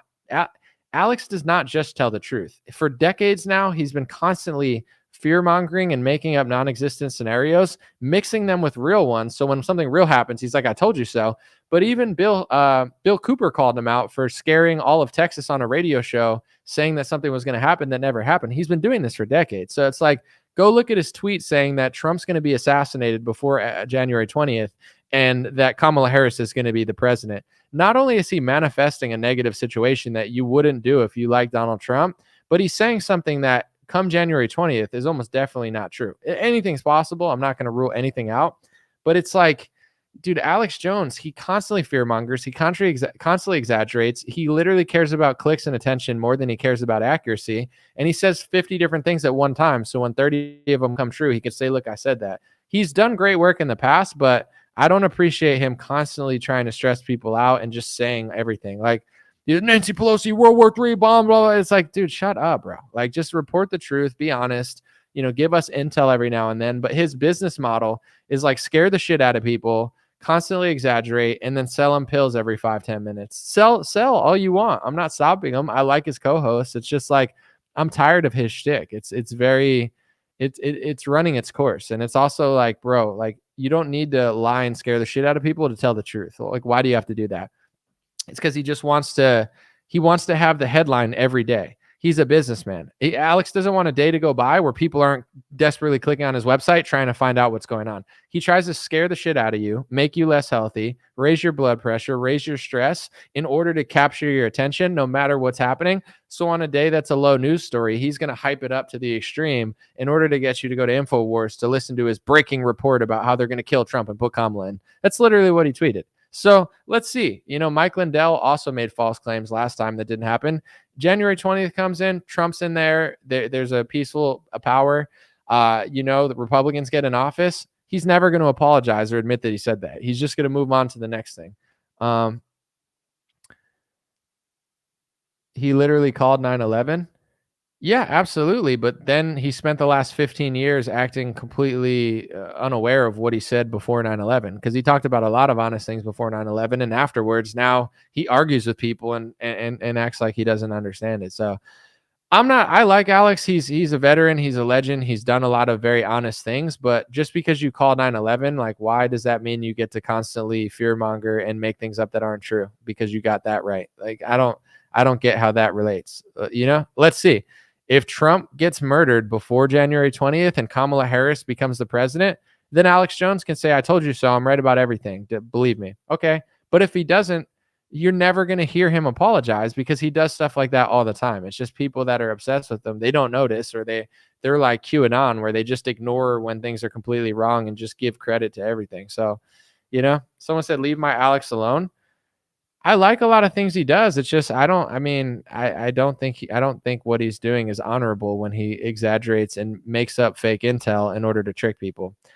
Like he did during the last election when he said that there was a mass watermark ballot scheme when he had Steve Piesnek on. And this guy said, we're going to catch the bad guys and Trump's got them all with the watermark ballots. Bro, they made that up. And Alex knew he was lying, but he still platformed him because he knew that it would get a lot of views. And he was like, I don't know about that, but he does know it got 100 million views and a lot of money for him. So, I think Alex is a truth teller. He's done a lot of really great stuff. He sells good products, but he prioritizes hyping people up and stressing them out for clicks over the truth. His accuracy rating is better than most, but it's far from 100%. Not because he's wrong sometimes by mistake. I think he looks at every day and he thinks, what's the craziest headline I could write? And what's the most extreme version of this that I could say, or fake intel that I could drop that will make people want to desperately click on my site Monday, Wednesday, Tuesday, Thursday, Friday, Saturday, and Sunday. I think that's how he operates personally. But, I don't know. You want me to go read the tweet he said? You let me know if this turns out true. And if not, why would he say it? Why would he fearmonger over it? I'm going to read the exact tweet. Ready? Let's go look at it, because I saw it the other day and I was like, probably just going to unfollow. Let me look real quick. I got to scroll a lot because he tweets a lot. Hold on 1 second. I'm going to go down.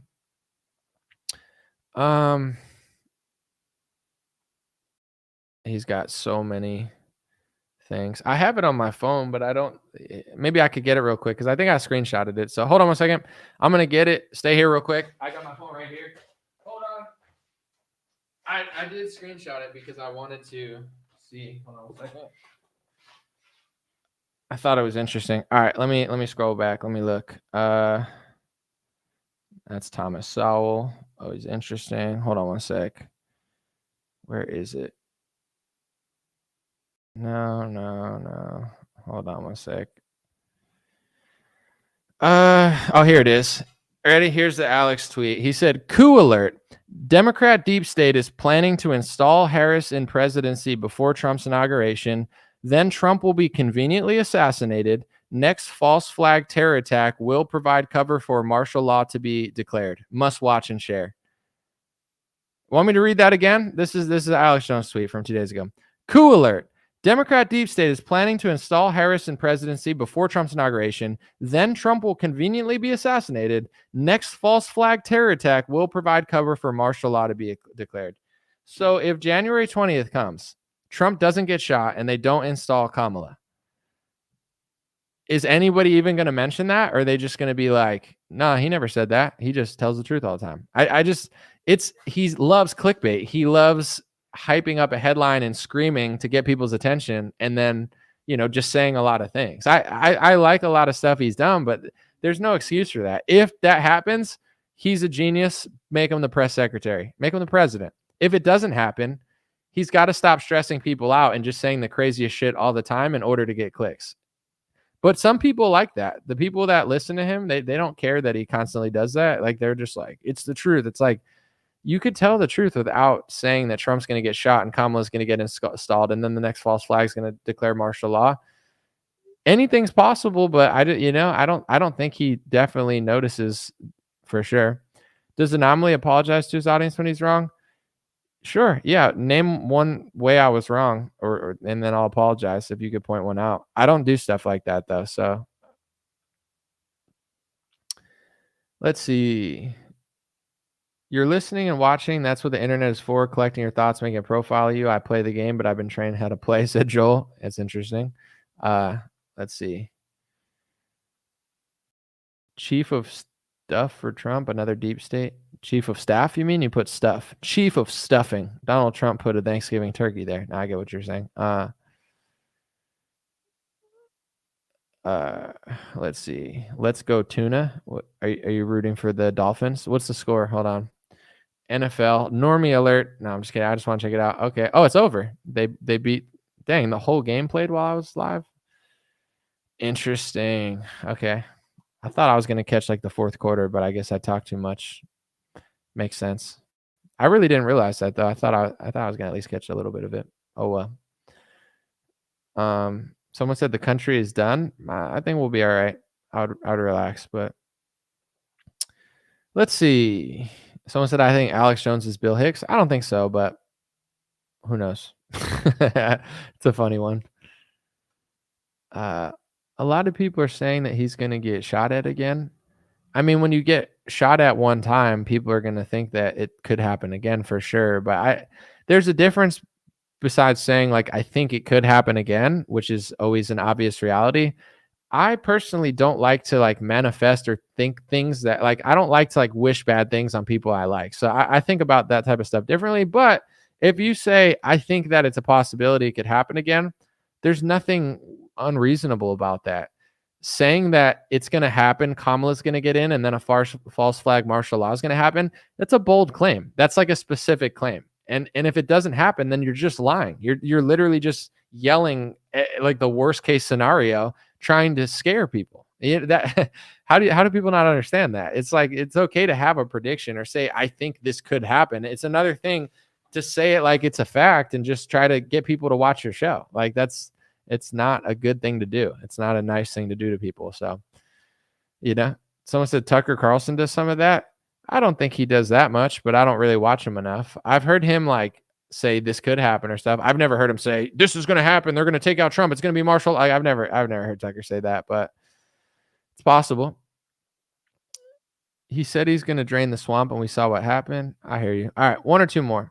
Who do I think will pay for the shortfall in Kamala's campaign? Let's end on this note because I think that this is how we kind of started as well. I don't think they're taking accountability. I think they're probably going to blame Kamala. I don't know who she hired, etc. But I think a lot of the establishment seems to be mad at her, and it seems to be some inner turmoil because they took the opportunity away from Biden, gave it to Kamala, and then she blew it. So I think Biden and his people are a little upset. I think they're all demoralized, though, to be honest, because I think that the Democrats have lost. Like, even Obama looks terrible. Remember when he ran for office, he looked like younger and fit, and he's like, I play basketball or whatever. Now, look at Obama. He looks like he just got out of the hospital. He looks horrible. He looks like strung out. He looks scrawny. He looks uncomfortable. He looks unhealthy. They all look terrible, and they all just sound terrible. That's what happens when you lie too much. You can't lie about everything all the time, and you can't have no authenticity. Like they've lost everything. So they could blame whoever they want. They could blame Kamala, whoever. It seems like they've learned nothing, though. That's why if Trump does well for the American people, the Republicans will have power for a long time. And then it's even more important for us to speak the truth about him because, I always thought the Democrats could possibly pull off a way and flood the country and make it so they could never lose an election again. And if Trump does a proper job, he can almost flip the script. I mean, it's going to be hard, but they're so bad. I don't know. Like maybe they'll run Gavin Newsom or a celebrity or something, but outside of Trump doing something catastrophic or them sabotaging him and him falling for it to some extent, I could see them losing everything because they could blame whoever they want, but their true failure is in a lot of things, but they have no authenticity. Obama was more authentic than Romney. You might not like him, but it's true. Bill Clinton was pretty authentic at the time. Like he came across as very genuine and very relatable. George Bush made some funny jokes, whatever. Biden, that election was a disaster, but in general, it's like they don't have what they used to have. They don't have the peaceniks. They don't have the anti-pharma, like liberal moms. They've lost everything, and everybody authentic is now considered right-wing. Everybody authentic is doing podcasts and making jokes about the Democrats. Like the Democrats are the butt of the joke.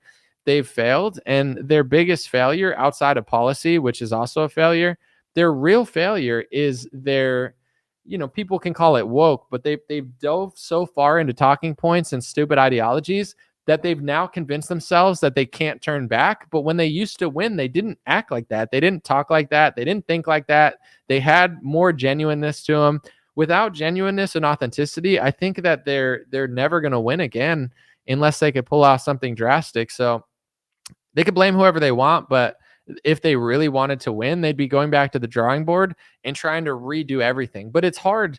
It's like telling a 70-year-old Democrat that they should be Republican. It's hard to teach an old dog new tricks. So they have nothing. Like the party, Elizabeth Warren sucks. AOC sucks. Bernie Sanders is like 1,000 years old. He tells the truth once a week, and nobody listens to him anyway. It's like I don't see where they're going to go with it. The only thing they really have is Gavin Newsom.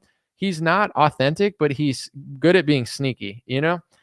I don't know what else they could do besides make The Rock or a celebrity run. I think they're pretty screwed, and I think that I wish they would become more authentic and actually challenge the Republican Party, but I don't see it. So I'm more focused on Republicans are probably going to win for a while at this rate, unless anything changes, which it could.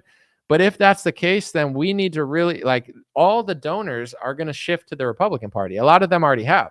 So it's like they will shift parties and try to run their agenda through our party. And it's already happening today. So without poo-pooing on Trump's parade and without giving him a chance, we have to understand that if they see that Trump is going to be and his movement's going to be in charge for the next 10 years and people like him, then they're going to start flooding our party. But here's the thing I want to say too.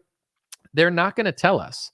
They're not going to be like, hey, we're flooding your party. Like it doesn't work like that. They're going to get people on our side essentially to, softball it and do it in a way that's confusing to people. So I think it's important to just pay attention and be honest with yourself.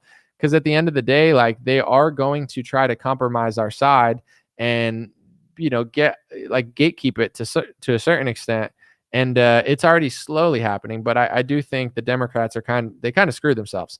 And Republicans are in a good position. But now here's the question, right? And I'll end on this note. If you voted Republican, they won the House, they won the Senate. They're about to when they won the presidency. I think the House isn't official yet, but it will be soon.